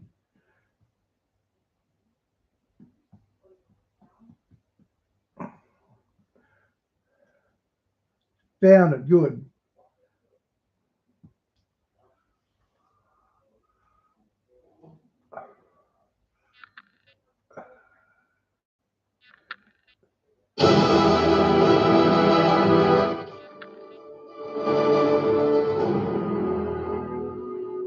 Hello, everybody, and welcome back to another edition of the Christian Contrarian. I'm Gary Wayne, author of the Genesis 6 Conspiracy, and this is episode 38, End Time Babylon, Part 1. You know, one of the most interesting and controversial aspects of end time prophecy, and particularly in the book of Revelation, is what is Babylon of the end time? And there's a lot of theories out there. A lot of people have a number of different views, and some people think it's a country like the United States, or some people think it's New York City. Some people think it's a political and military empire, and there's literally a lot of different sort of variations of that sort of thought process as to what end time Babylon is. So it's really important, though, that we understand as best we can what Babylon is, so that we're not easily deceived and or surprised, because prophecy tends to surprise people, and so we need to prepare ourselves to Bars, with Genesis 6 Conspiracy, Gary Wayne's book, his intellect is absolutely extraordinary. He's probably the most intellectual defender of the faith there is, but he does it in such a good way with his book. Just so out there stuff that he ties all together. He's so brilliant. Be as ready to understand the seed. And he's humble. I've seen him go on channels with only 5,000 subs. And the events of end time prophecy of the fig tree generation as best as we can. And so Babylon has a lot of literal details to it that's described in Revelation 17, and a lot of allegorical words that are used to describe Babylon. And I would describe that as prophetic allegory in terms of my approach to scripture. And prophetic allegory requires understanding prehistory on most occasions to fully understand and grasp what the allegory is. So if you're not familiar with history and prehistory within scripture, then it makes it more difficult to understand the full meaning of end time prophecy. So as much as you can become acquainted with prehistory and history of the Bible, it's going to help you a lot in terms of understanding end time prophecy, and in this case, Babylon in particular. And so we want to be ready for how Babylon rises so that we can best testify for Jesus when it's rising, how we can best role model for people in terms of explaining to them what's happening, even if they're not quite ready to fully come over. You're planting the seeds that when they see more of the events, that they'll hear the calling and they'll awaken and then they'll understand. So as we get closer to the end time, it's very important that we understand what we can do to prepare people and plant seeds. And Babylon would be one of those keys because it's one of the most important aspects of end time prophecy as we focus in on what brings about the last 7 years. And Babylon is what sort of is the glue that brings all of the catastrophes together and presents us with the seventh empire that comes out of the Roman Empire, out of the ashes of the Roman Empire. Daniel 2, 7 and 8 talk about in Revelation 13 and 17. So Babylon is 4 things, and we're going to cover it off. So it's a complicated, not to understand, but it will be a complicated web of organizations and functions that it does. And that's probably why we get so many different views on what Babylon is. So the first thing I want people to understand is that Babylon is a city. It's a city as in Babel, city in Nimrod's empire in terms of forming at Babel City and having sort of an archetypical end time scenario with him as an archetypical Antichrist figure with the religion that he is introducing to lead people away from God and rebel against God. So understand it's an allegory that's rooted in Babel and in Babylon city. Babylon as in the first of the empires that are talked about in the beast empires. So you have the metallic empires of Daniel 2, which are the 4 of Babylon, Persia, Greece, Rome, and then you have the end time empire. Then you have the 8th empire that Revelation 17 talks about, that Antichrist takes over at the midpoint of the last 7 years. In Daniel 7, you have those same 4 empires only described as beasts. And then in Daniel 8, you have the Greek Empire with Alexander, and then the 4 empires it splits up into for nation states. Well, I guess not nation states, but empire states it splits up into after Alexander dies, which Rome is part of, and then comes out of and becomes that 4th empire, or the 5th. 6th, as I do the count properly, as Daniel 8 would reconcile the 7 empires of Revelation 17.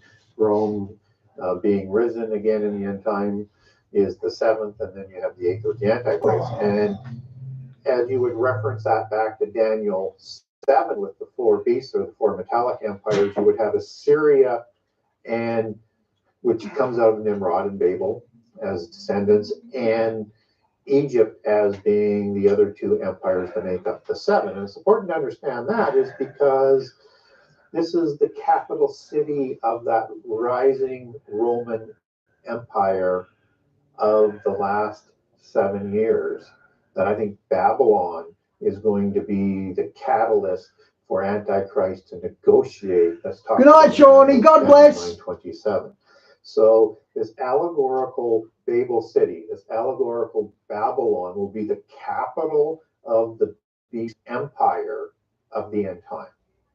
Whoever it is, and we're going to talk about who in part 2 and tell you why I think it's that. But today we're focusing on what, and it's a city.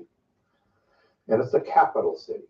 Just as Babel city was the capital, this was Babylon city was the capital of the empire, and all of the major empires have a capital. Like the empire of Rome had Rome city as its capital and center. And so how do we know it's a city?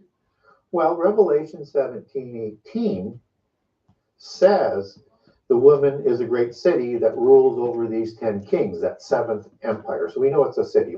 We know it's a powerful city. And we're going to touch a little bit more on that in a few minutes. But we need to understand it's a city. And of course, Revelation doesn't leave this to one passage or up in the air in terms of its understanding. We need to know that Revelation is called Babylon in Revelation is called a city 9 times. Revelation 14:8, when you get the summary of the last 3.5 years at the midpoint, you get the midpoint, and then you get the summary. Revelation 14:8, Babylon city. Revelation 17:18 that we've already covered off. Revelation 18, 10, 16, 18, 19, and 21 are the number of passages, and one of those passages is called the city twice. So it's a city. First thing of 4, Babylon is a city. Second thing we want to talk about, and the third thing that we want to talk about, is that it is a geopolitical and commercial organization. And just as we talked about in Revelation 17, where it's a city that reigns over the kings of the earth, that's the political aspect of it. So it's going to be heavily involved in forming the seventh empire. And we get that same allegory of reigning and as in controlling. So it's going to control the 10 kings as it reigns over it, as in riding on the beast in 17:3, where it is riding on a beast that has 10 kings and 7 heads. And so when you ride a beast, as when you ride a horse, you have reins to control it, to direct it, to guide it. It's subservient to Babylon. Okay, so it is going to have significant political force because the kings of this worldwide global empire of groups of nations, divided into 10, just as they're described in Revelation 17 and in 13 and in Daniel 2, 7, and 8, are going to be these empires ruled over by powerful, mighty kings of the end time. Just as Daniel 22:43 talks about these ones as ones who are going to mix their seed with humankind, which is another rabbit hole, but just don't want to understand when we're talking about mighty, I'm not just using a term that is overstated. I think these are actually descendants of the Rephaim and the descendants of the Nephilim, and who knows, by the wording in Daniel 2:43, some of them might be returning Nephilim that are going to be ruling these empires. So we need to be prepared for all things and not be so shocked as to what is taking place that we become mesmerized. And so Babylon also rode, by implication, all of these other empires in the past. We need to understand that. And that's why it takes its allegory from Babylon, which is the first empire of the prophecies in Daniel, and from Babel City. And so we have this powerful political organization that's controlling the governments of the world. And it is also a commercial organization. And that works hand in hand because it's going to have power levers. Babylon is going to have taxation levers it imposes over the world. And it's going to impose a tax or charge on each transaction, as the conspirators like to say, that will happen on any transaction around the world. It's called the value-added tax. I think we're going to get more familiar with it not only as a value-added tax, but also as an apocalyptic tax, just as you're getting carbon taxes being put on right now, and usually in the same sort of format. Wow, that's interesting. Tax, that's what it's going to be. Expect more apocalyptic taxes to be applied to save us from destroying ourselves, which is the Babel syndrome, as Babylon gets closer to rising. So it's going to be this commercial enterprise that the kings of Babylon fornicate with, so are subservient to and serve the religion, and also the merchants, and you get that fornication in several passages like 18:4 and 9, and the merchants in 18:4 and in 15 and 19 and 11 through 14. In chapter 18, the merchants will grow rich from Babylon. Babylon will introduce something like a free trade scenario that was part of the Roman Empire on a global basis that they've been trying to resurrect ever since through global free trade, but they haven't been able to do it. Babylon is going to make that happen somehow, some way. Expect that. And it's going to have a surcharge, a tax on every transaction that takes place.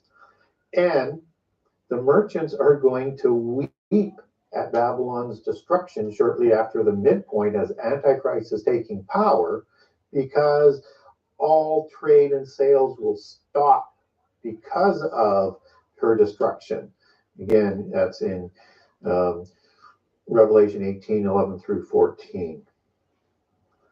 And we know Babylon grows rich from these taxes because it's displayed with great majestic symmetry and symbology in there. So she's decked with gold, fine linen, and jewels, and dressed in purple, the color of royalty. Revelation 17:4 and Revelation 18. So again, we need to understand that not only is Babylon a city, the capital city of this world empire, where she controls the 10 kings that represent groups of nations in this new world order that I like to call the Nephilim world order. And she is this political organization, and she is this commercial organization. So we've covered 3 of those things.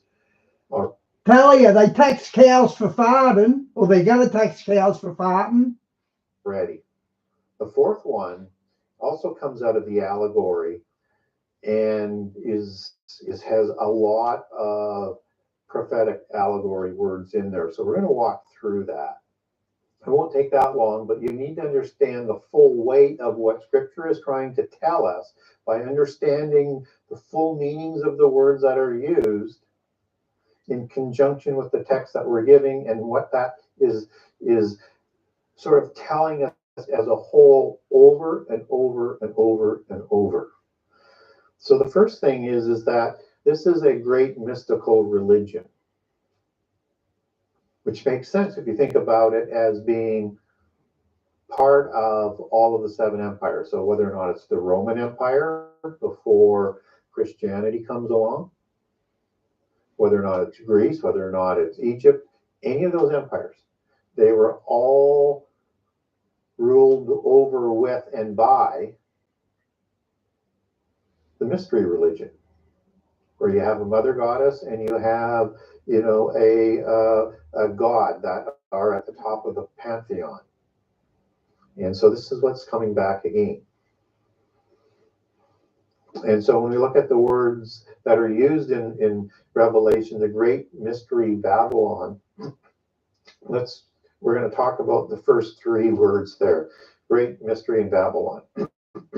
So great is the Greek word megas, and that means in its greater meaning is great in an external form, an outward appearance, great in that outward appearance, majestic in the outward appearance, and great in age, so very, very old, so old Babylon. Yeah. That might even mean the root of the Babel religion and the mystery religions that come out of Babel from being started and begat in the antediluvian epoch with Enoch, son of Cain, with his Enochian mysticism that polytheists believe was restarted at Babel. That's not in the Bible, but that religion came from somewhere. It's probably accurate, and that's the allegory of Babylon that we're talking about, this knowledge cult and this mystical religion that Nimrod usurps control over and imposes on the people of Babel and all of the Noahites of that time. So that's what's going to happen, usurping of power and forced worship. And you're going to be told to worship or be destroyed from the face of the earth. That's the Babel syndrome. That's what they did at Babel, for fear of being destroyed from the face of the earth, from another flood or from other enemies like the Rephaim. Whatever the reason, that's one of the reasons why they came together. That's going to be what we're going to see from nuclear disaster, from global warming disaster, from pandemic disaster, from earthquake disaster, from famine disasters. You know, the birth pangs that Jesus talks about in Matthew and Mark and Luke. And so that's going to be part of Babylon's rising, those birth pangs. It's going to create the environment for the false prophets to come along and make prophecies of doom that will continue to increase in intensity as birth pangs do, unless you convert to this one world religion, a true religion as it's going to be. So it's going to be this great religion of the past, as what was with all of the seven empires, or the six empires before and the seventh that's coming. And mystery is the Greek word mysterion, and that means hidden things, secret things held in rituals and initiations. Wow, this is a mystical religion, the mystery religions. This is the religion that is being described. It couldn't be any more clear in terms of what it's meaning there, although mystery is used one other time, as when it's going to talk about the seven hills that we're going to deal with in part 2. But that's a mystery as well. But in this application, it's mystery Babylon, and the allegorical part is this mystery religion. So it has the literal, secret, and hidden, and then the allegorical meaning for what is done. Hailstorm's one of his judgments, isn't it? I'm pretty sure he killed an army with hailstorms. By and practiced by the polytheist religions, because they're all mystical religions. They're all from the same root religion in the past. And Babylon, with a U as it comes transliterated out of Greek into English. That is, Babylon is defined as Babel City, and Babylon City, and Babylon Empire. All of them we've already talked about, and that's why that name, we have to understand, is rooted in these beast empires. And we have to understand it that way. And there's another meaning for Babel, but we're going to talk about that in part 2, not today. And so Great Babel is the old mystery religion from Babel forward and from the antediluvian epoch. And I keep harping back on that because it has to be the same things as what happened both before and after the flood, as in the days of Noah, understanding that Noah lived 350 years after the flood and 600 years before the flood. So those things need to be the same as the fig tree generation unfolds, as both are overarching signs that you have to understand in the context of all the other signs that are underneath those overarching signs that come before that Jesus talks about. So if you can understand those types of things, it makes it a little bit easier to understand who and what Babylon, the mystery religion of the end time, that's going to be. But there's more in the allegory, and we want to talk about the prophetic allegory that's being used. And again, requires going back into history and prehistory in the Old Testament to understand these things, but that's our duty. And so we're going to talk about now the woman of harlots and abominations and the cup that she offers people to drink. So the woman is the Greek word goon or goonie, some people might pronounce it. And it's used 6 times to describe the end time religion. This is the mother goddess aspect that's being overlaid onto this idea of the mystical religion. And that mother goddess aspect is going to play a significant role in terms of how it deceives the people of the world into coming to the home polytheist religion. They'll have different denominations around the world and will start to break down Christianity and will deceive Islam and will deceive Judeans or the Jewish people of today as well. And we know the people of Judah are going to accept Babylon because they're hoping for their Messiah to come along, who is going to be the one who has negotiated the treaty in Daniel 9:27. And they're going to be able to begin through this treaty sacrificing on an overspreading or an extremity or a wing of the temple in Jerusalem. That's going to be part of that treaty that Babylon brings along as this religion, this mystery religion. So it's going to bring that to the table with the peace treaty and the global Nephilim world order treaty that comes about. So we need to understand that. And this is the woman also called the mother, which makes sense. Same gender. And that's the mater, as in Magna Mater, that we'll be talking about in part 2. And allegorically, it means idolatry and religion as well as the literal mother or the source. So this is the source religion. This is also the idolatry and religion source religion. That's why I say Babel and the religion that was before the flood. And she's the mother of harlots. So harlots is the Greek word porn, porne, some people might say, which means whore, literally, and figuratively it means idolatry and worshiping of false gods and false religions. And so this is the mother of idolatry. And idolatry is the worship of gods and demigods in the form of images of the earth and the physical world and of themselves.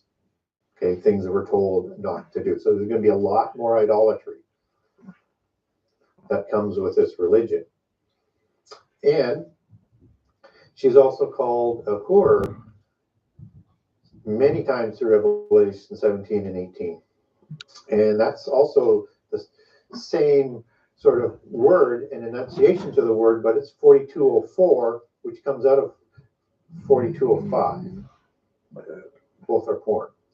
Hur, it means harlot, just as you could look at Hur as being the definition for porn, 4205 as being a harlot as well. And it also means prostitute, and it also means idolatry. So again, look at the photo of his mugshot.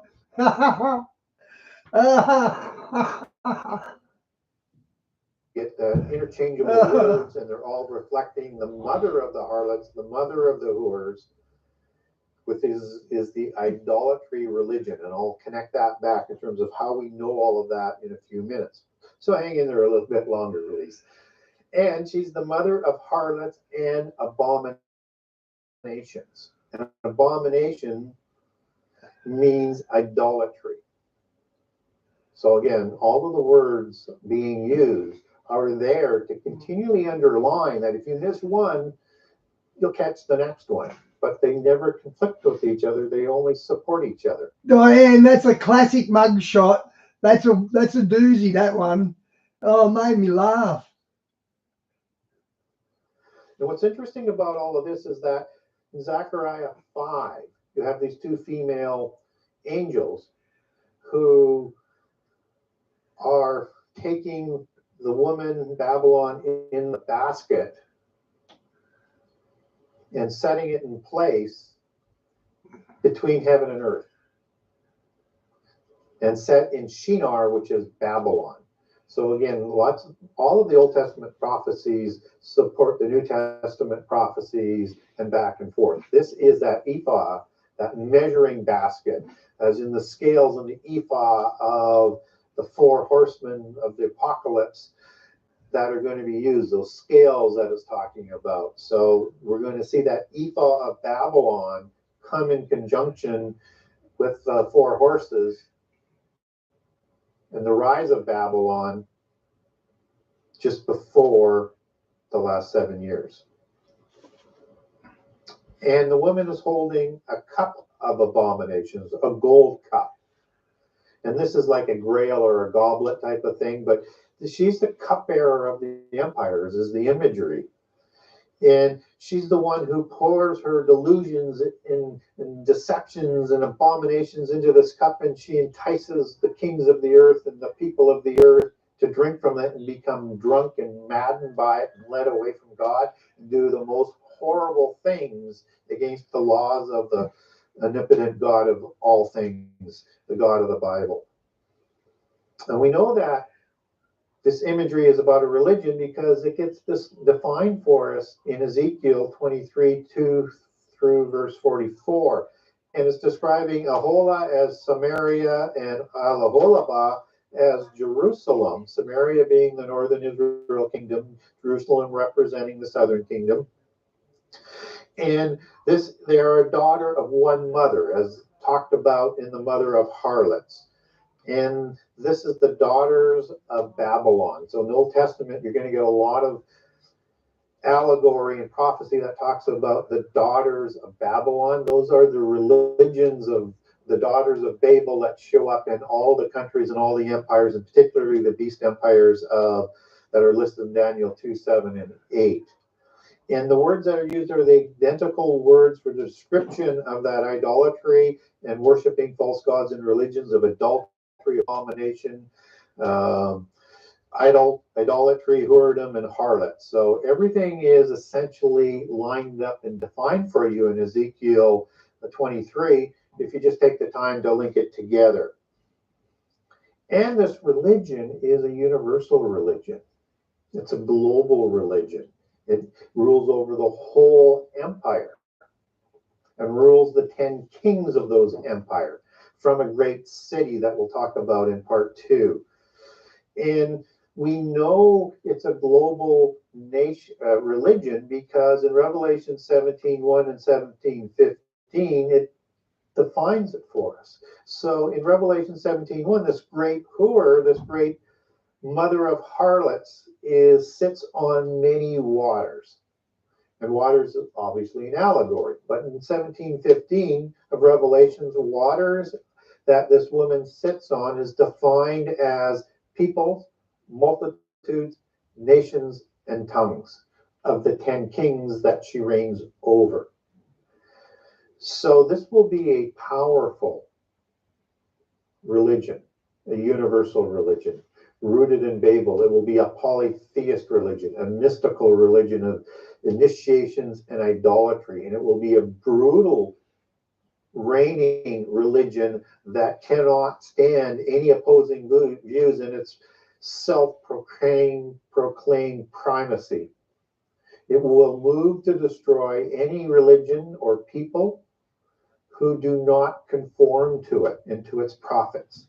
And so you're going to get the Babylonian tribulation of the saints in the first 3.5 years that Revelation 7 talks about as part of the first fruits of the resurrection.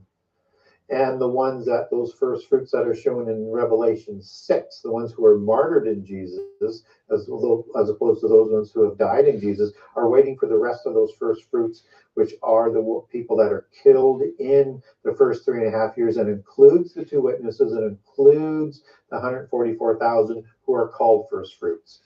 And so we are called and warned to come out of Babylon, because it is coming, it is here, it is everywhere today, and it will get stronger and stronger, and you will see this universal religion come together that will be the glue to bring about the new Nephilim world order and world government.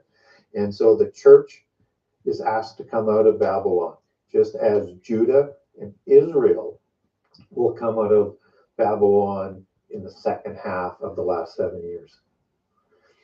So hopefully you found this informational, and I think you'll find part 2 of the series will be just as informative. And until next time, may God bless everybody abundantly. Thank you.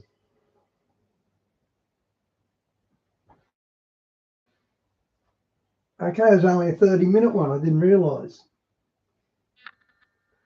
Okay. Everything was organised for you. It was exactly how the itinerary.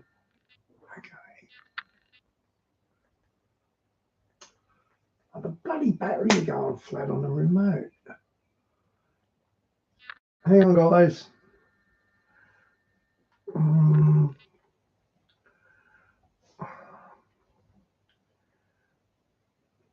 Oh, I know what I'll do. Hang on.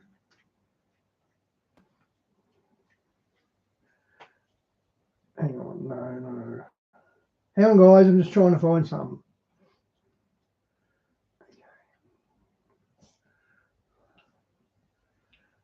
There it is.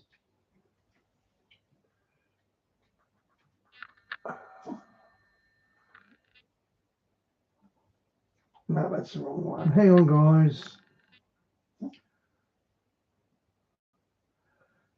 Okay, great.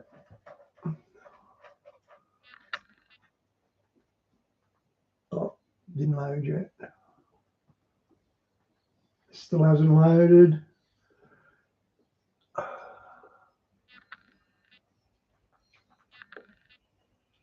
There it is.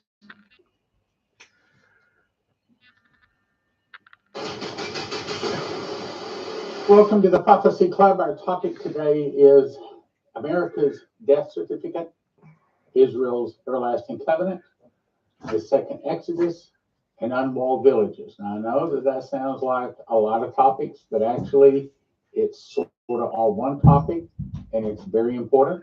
And yes, I'm going to be reading from the Bible today, so if that offends you, good time to click away is now. But as you listen to the Prophecy Club and you hear all of these things coming, if you're one that says, what do we do? I mean, how are we going to live through this? Then you want to listen to what I have to say today. Because the whole point of this is actually a little bit of good news. God has a plan to protect you. It's not going to be a pre-trib rapture, but he does have a plan to protect us in these days ahead. Okay, first of all, America's death certificate. I don't need to read through this again, just read it the other day. But the point is, on 7/26 of 2024, she had the angel Gabriel come to her, had her sign a death certificate as an official witness, the death certificate of America. Now, actually, that makes perfect sense. That fits. Because if it's not broken, don't fix it. So first you have to get rid of the old Constitution, but biblical-based America to bring in a new global America. Specifically, you have to get rid of the all-capital United States of America and bring in the new, and word new is not part of the name, but Republic of the United States. And according to the prophecies, that happens January 2025. That's the first thing you have to remember to get the overall understanding. The next thing is Israel's everlasting covenant. You have to understand that America does not have an everlasting covenant with God, but Israel and the land of Israel does. I'm talking about Israel, Jews, sons of Abraham, living in the physical land called Israel, which is ultimately, as I'm going to show you the scripture in just a second, from the Nile all the way over to the Euphrates and everything in between. That's all given to the sons of Abraham. Okay, so here we go. I hope you stay with me. This is important today. So let's first go to Genesis 17, talking about the everlasting covenant with Israel. When Abram was 99 years old, God appeared to him. He says, I'm going to make a covenant between me and thee. Verse 7, an everlasting covenant to be a God with thee and to thy seed forever. Next verse, an everlasting possession. So the people, the sons of Abraham, and the nation, the land of Israel, are all for an everlasting covenant, everlasting possession. Verse 9, thou shalt keep my covenant, therefore, thou and thy seed after thee in their generations. Next verse. Isaiah 53:3 says, I will make an everlasting covenant with you. Isaiah 56:5, I will give them an everlasting name that shall not be cut off. America doesn't have that guarantee. Israel does. So Iran, Syria, all of the Muslims, you want to attack Israel? Go ahead. Be very careful. You will not destroy them. Thus saith the Lord. And instead, I'm going to show you today that anytime they're attacked, they will always be victorious. They will never lose another battle. I'll show you. Okay, so let's go to Ezekiel 16:59. Thus saith the Lord, I will even deal with thee as thou hast done. Thou hast despised the oath in breaking the covenant. He goes on to say, I will establish unto thee an everlasting covenant. Verse 62, I will establish my covenant with thee, and thou shalt know that I am the Lord, when I am pacified. Now, you may be saying, wait a minute. Okay, so Israel turned, did not receive Jesus. Why would God bless them? Well, the answer is in verse 63. It says, when I'm pacified toward them, in other words, when I have heaped all of the trouble, when I have brought judgment on you for some 2,000 years, when I have made you the laughing stock of the world, when I've scattered you around the globe, when I've done all kinds of bad things to you, finally, you've sort of like served your sentence, and I'm going to let you out of jail, but I'm going to bless you. That's essentially what's saying. When I'm pacified toward thee, for all that thou hast done, then he's going to bless them. Next verse. They shall be my people, I will be their God. Let me make that point, then we'll go on. It shall be delivered into the hand of the king of Babylon by the sword, and by famine, and by the pestilence. I will gather them out of all countries. Now, Ezekiel 39, the last verse in that chapter, says, I will leave none of them there. In other words, every son of Abraham, every Jew, every Israelite, whatever you want to call them, by blood, every one of them will return back to Israel before Jesus returns for Armageddon. This is not a kingdom prophecy. This is a prior to the kingdom, prior to eternity starting. I will gather them out of all countries, whither I have driven them in mine anger, and my fury, and my great wrath, and I will bring them again unto this place, and I will cause them to dwell safely. Remember that, dwell safely, because that's a real important key to understand the things that are coming. And I will give them one heart. Well, America doesn't have one heart right now. Israel doesn't have one heart. So giving a nation one heart, that they all work together, that's very important. One way that they may fear me forever. So once once Israel is forgiven by God, and it's not that they receive Jesus, it's just they've served their sentence. Once that happens, he will never turn from them again. They will never turn from him again. I will make an everlasting covenant. I will not turn away from them to do good to them. So once he lets them out of jail, once they've served their sentence, even though they haven't all accepted Jesus, I'll show you, he's going to do good to them. And I will put my fear in their hearts, and they shall not depart from me. I'll rejoice over them to do them good, like right now, America, and God is rejoicing over us to bring evil upon us. Now, not totally, not yet. There's a little bit of good coming, but there's evil coming too. I will plant them in this land assuredly with my whole heart and with my whole soul. As I brought all this great evil upon this people, so will I bring upon them the good that I have promised them. What has he promised them? Well, one of the things is oil. I'll show you. And I'm not covering all 65 verses for that. Maybe that'd be a good one. important. Let's put it away. If you'd like for me to cover all 65 verses and explain that, send me an email. Let me know if somebody's interested.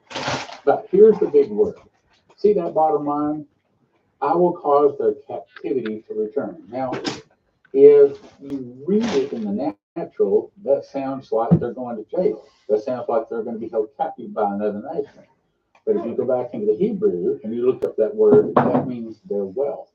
In other words, the captivity is the bringing the wealth back to them. And it refers it that way almost every time. In many, many verses, he calls it captivity. Now let's talk about when Israel dwells safely, because you understand when all this is going to happen, and if you want to understand how God is going to protect us, those two words, dwell safely, are important. Jeremiah 33:14. I will perform that good thing. What good thing? Oil. I really talking about oil. I'm not covering all 65 verses today, but that's what he's talking about, oil. I will perform that good thing which I promised unto the house of Israel and to the house of Judah. And in those days and that time, I will cause the branch of righteousness to grow up in David. What is the branch of righteousness? That would be Jesus. So there is a time when a lot of Jews are going to start receiving Jesus. And I want to be smack dab in the middle of it, thank you, Lord. And in those days, Judah will be saved.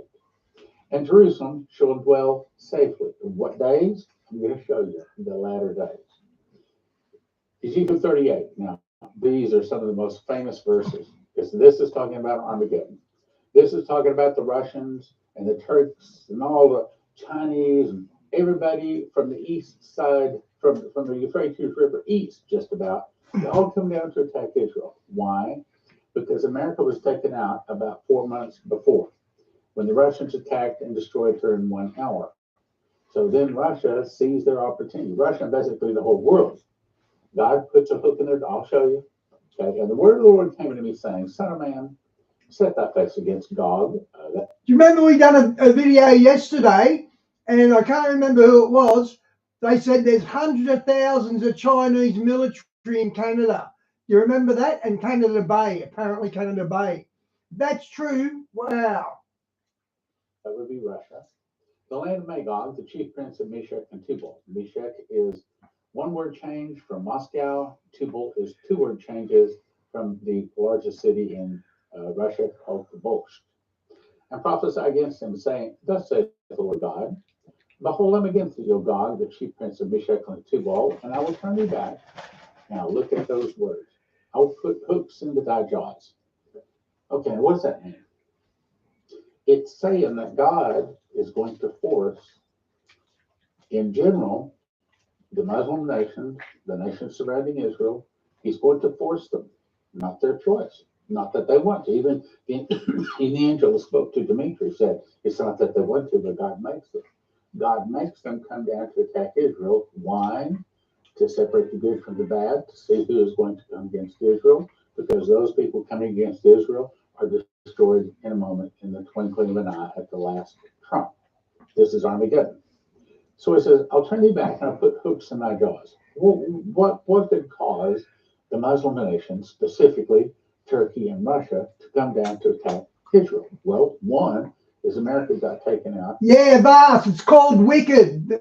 It's a movie, Wicked. It's from the stage play. I'm not going to watch it at all because you can't beat perfection with The Wizard of Oz. Even without all the biblical stuff in Oz, you can't. It's a beautiful movie, so they can't improve on it. So I wouldn't be watching it anyway. I should watch it to see if I pick things up. I bet I do.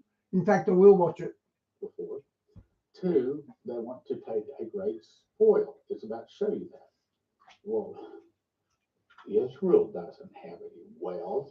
Why would they want to go to Israel to steal for a big spoil? The answer is because you take those first 2 letters off, SP, at a spoil, and you come up with the word oil. And I think it's very interesting that when Leslie was shown back on October the 28th of 2001, she was shown in a dream where the river of oil, just a river, not just a pond, just not a puddle under there, it's a river. Showed her where the river of oil flows underneath Israel. And It is in the shape of a hook, a fish hook. No way. Okay. I'll turn you back and I'll put hooks in our jaws. So what he does is he causes massive amounts of oil to be discovered in Israel, and that will begin to dry the wells of all the surrounding nations.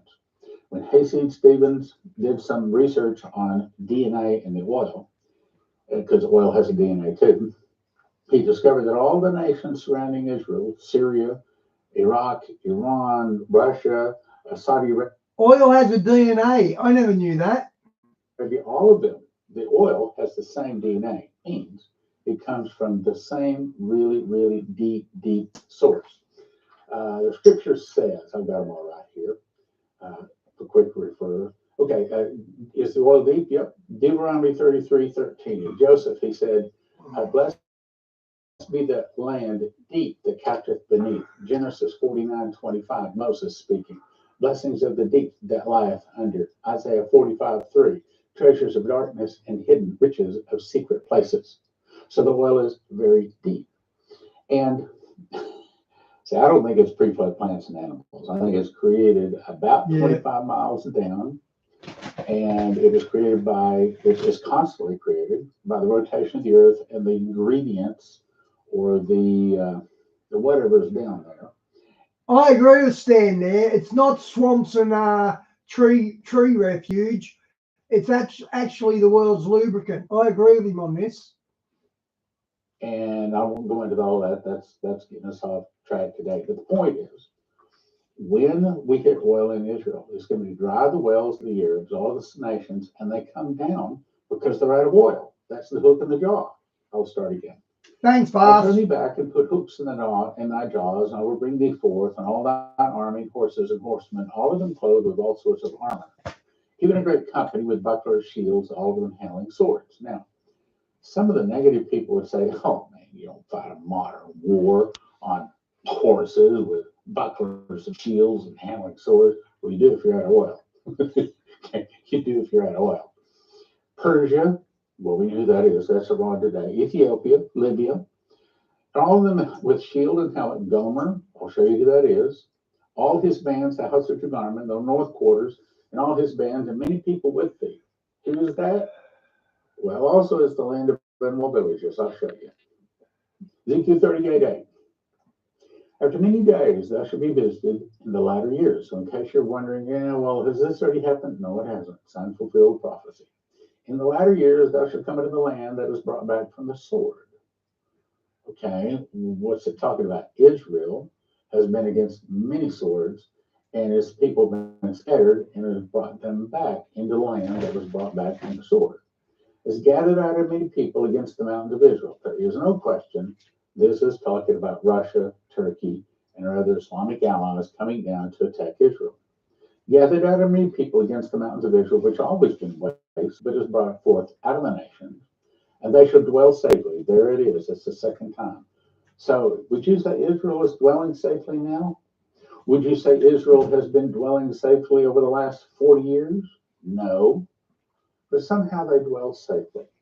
Do you remember John Paul Jackson said he saw a newspaper headline that said, what other secret weapons does Israel have? Has she revealed all the secrets? That was the headline. I think that God has already given Israel a secret weapon. And they know if they have to, they will take out anybody they want to at will. And they're going to clean house. And they're going to get back all of their land from the Euphrates to the Nile. You watch and see. Let's hope so. Thus saith the Lord God, it shall come to pass at the same time. In other words, when Israel is attacked by Russia and Turkey and China, this is all of Armageddon.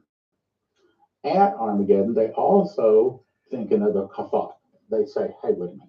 Let's don't just go down to Israel. Vast, originally petrol was a wasted product. It wasn't good for anything. I don't know what they were using the oil for, but the actual gas, petrol, that was a waste product at the time. True. And just don't just attack Israel. Let's also go over to the land of unwalled villages. Now, why would they say that's in two different places? Because, number one, I don't think the land of unwalled villages is in Israel.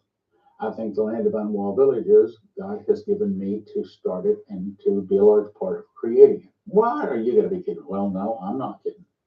Remember, I told you that I had a vision where I saw two men getting on a plane. And a voice said, two men will get on a plane with a virus.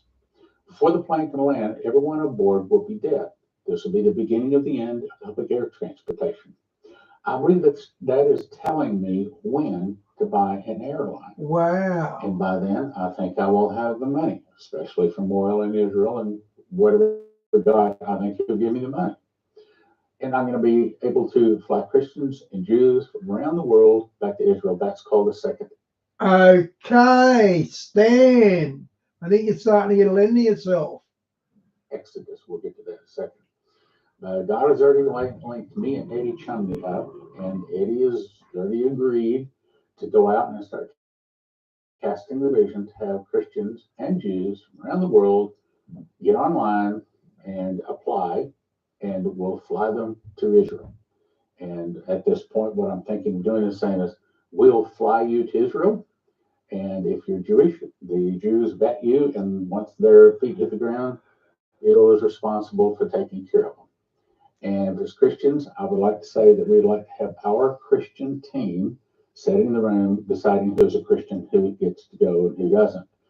And then we'll be responsible to see that they behave once they're there. If they don't, then they are deported. Simple as that. And that's going to be part of the agreement. Anyway, that's the end of the second Exodus. Let's keep going now. Well, safely, all of them. At the same time, in other words, when Israel is attacked by Russia, Turkey, and China, at the same time, they don't just go to Israel, they also go to the land of unwalled villages. I'll show you. Thus your thinking of evil thought. Go to the bitter rest that dwell safely, all of them dwelling without walls and having neither bars nor gates. Is that Israel? No. No. Israel has lots of bars and gates. Everybody got a bar and a gate on every window. Why? Because they live with Muslims that are not exactly kind. I'll put it that way, as nice as I can say it. Verse 12, to take a spoil. Now, you see that word spoil? See, I think that's talking about oil. Right now, Israel, if the nations were to attack Israel and going to Israel, they're going to them because they hate them. They're going to them because the Quran tells them that they should hate the Jews. And it's just born in the heart of a Muslim to go kill Jews first and Christians second. So when it says to take a spoil, I think it's meaning oil. The spoil is oil. To take a spoil, to take a prey, to turn thy hand upon the desolate places that are now inhabited, like upon the people that are gathered out of many nations, which have gotten cattle and goods that dwell in the midst of the land. Well, there's not many cattle at all in Israel right now, but one of the things I want to say to Israel, when we get oil, I want to work a deal saying, okay, I'll give you a bigger cut than just the 1/8 that we are entitled to. But I want something in return. I want you to let me fly Christians and Jews here.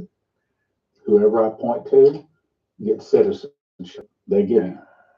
Also, I want them to be able to bring their shooting arms and their cattle and, their animals and things like that. In other words, I'm not just moving people on a vacation. I'm moving people on a permanent relocation from wherever they are, and their new home is Israel. And by then, by the way, you'll be glad to leave. It doesn't sound like it right now, but by then you'll be glad to leave. Well, let's go on. Thou shalt come from that place out of the north parts. What's north of Israel? That would be Russia and Turkey. I'll show you. I've got a map. North parts, thou many people with thee, all of them riding upon horses, a great company, a mighty army. Thou shalt come against my people of Israel as the cloud to cover the land. It shall be in thee, there is, second time, latter day. And I will bring against my land, and the heathen, that the heathen may know me. So God is calling all of the nations surrounding Israel heathens. In other words, they don't know him. And when I shall be sanctified in thee, O God, before their eyes, and I will plead against them with pestilence, with blood. I'll rain upon him. What's that? That morning star, where Jesus goes. And upon his bands, upon many people that are with him, an overflowing rain, great hailstones, fire and brimstone. That's the morning star. Thus will I magnify myself and sanctify myself and be known in the eyes of many nations. Just like many nations came to know God when he drowned Pharaoh and his army in the sea. Well, there's another flood coming, but it's a flood of fire. And he's going to be known in many nations when all of a sudden that morning star hits the sun, the moon, the stars, all dissolved, all gone. Every sin on this earth is all gone. Everything you see is going to be gone. The only thing left, those people whose names are written in the book of life. And they shall know that I'm the Lord. Now, here's the map I promised you. So I can't move it doesn't like me moving my little cursor. So you got to go to the center top in the blue circle, the square there. You see the word Gomer. Off to the right, you see Magog. And then below you see Meshach, Gog, Magog. Below that is Togarmah. To the left is Gomer. All of that is Turkey. Bottom on down to the right is Iran. A little bit further down is Iraq. All of those, I've got another map here, are east of the Euphrates River, except for there's part of Turkey over there. But basically, remember the Euphrates River dries up. Did I tell you? Most of it already is Did I die? I'm out of this suit. Armageddon could come in the next few months if God wanted it. I don't think it's that soon, but it's coming. All right, now, next thing I want to point out to you is I want you to see, I believe that this, someplace in this blue area is the area that I believe that I'm going to ask Israel to give me that land to bring Christians and Jews back. Jeremiah 51:64, thus shall Babylon sink and shall rise no more. In other words, there'll be a time when you will want to leave America. Jeremiah 51:50 says, let Jerusalem come into your mind. Ye that have escaped the sword, go away and stand not still. There'll be a time when the Spirit of God will speak to the hearts of his people and they will want to leave America. They'll want to leave America or know they're going to die. That's the probably, at least right now, that's the plan. Ask Israel for something. You may be saying, wait a minute, that's not Israel. No, it's not Israel today. But by then, I believe that'll be in Israel's control. It'll be part of Jordan, and they probably will have wiped out all of the surrounding, the Gaza, all this whole Gaza problem, gone. The problem is going to be gone. Not a problem. Okay, so let's move on. Now, the land of Israel, everlasting covenant. Genesis 48:3. Jacob said to Joseph, God Almighty appeared to me in the land of Luz and blessed me and said, I'm going to give you this land to thy seed after thee for an everlasting possession. So Israel will never lose another battle, ever. It's not just given to the blood, but it also, the land has been given to them. Zechariah 12:3. All that burden themselves with Israel will be cut in pieces. They will never lose another war. I will also gather all nations. I will bring them down to the valley of Jehoshaphat. That's the valley of judgment, the valley of Jezreel. And among them will be the nations that parted my land. And that's what you call giving the Palestinians a state or a two-state solution, which both Trump and Biden are for. And that's a big problem. And I will bless them that bless thee, and I will curse them that curse you. In other words, we never, ever turn against Israel. Ever. They may do wrong things. We do wrong things. Jesus forgives us, and we better forgive Israel. We never turn against Israel. Upon that seed, I have given this land from the river of Egypt, that would be the Nile, and under the great river, the river Euphrates. So just like I showed you, this is what we're talking about. So the Nile to the Euphrates, this is going to be the new Israel. And that's probably also including all of Saudi Arabia. Now you may be saying, that'll never happen. Well, that's what the Bible says. So I believe the Bible. And I think that it's saying this is the time when we better be getting real close to Jesus. If you know people have not accepted Jesus, then your time is running out to be able to speak to them. You may lose them as a friend today, but hopefully you'll gain them back as a really, really close friend when they see you were right. And by the way, I'll ask you to send this out because I guess the platforms these days do not put Prophecy Club out to where other people can find it. The only way they find it is if you send it out. If you click share and you physically send it to your email list. So I'll ask you to do that. This is Stacey Turner. She's making her first $800 a month online in passive income from scratch, and she's a stay-at-home mom. And I'd like to show you exactly how she's doing it in this video using the new AI Power referral fee system, so you can make your first passive income online in the next few weeks with no experience from anywhere in the world, so you can take better. I left that on view though, If Lars. you don't want to lose your I don't think that was the ad you're talking about, the type of ad. life savings, if you have an IRA or a 401k, the thing to do is call 800-200 gold. 800-200 gold. These folks are Christians and they specialize in helping people not lose their life savings in the event of a stock market crash and things like that. Look, most of the 401ks, most of the IRAs are in paper, backed by paper. And as Lindsey Williams says, if it's in paper, it's worth the paper it's written on. You can lose it all. 1-800-200 gold. 800-200 gold. Hey, give them a call. Doesn't hurt. Doesn't cost you anything. See if they can give you some good advice.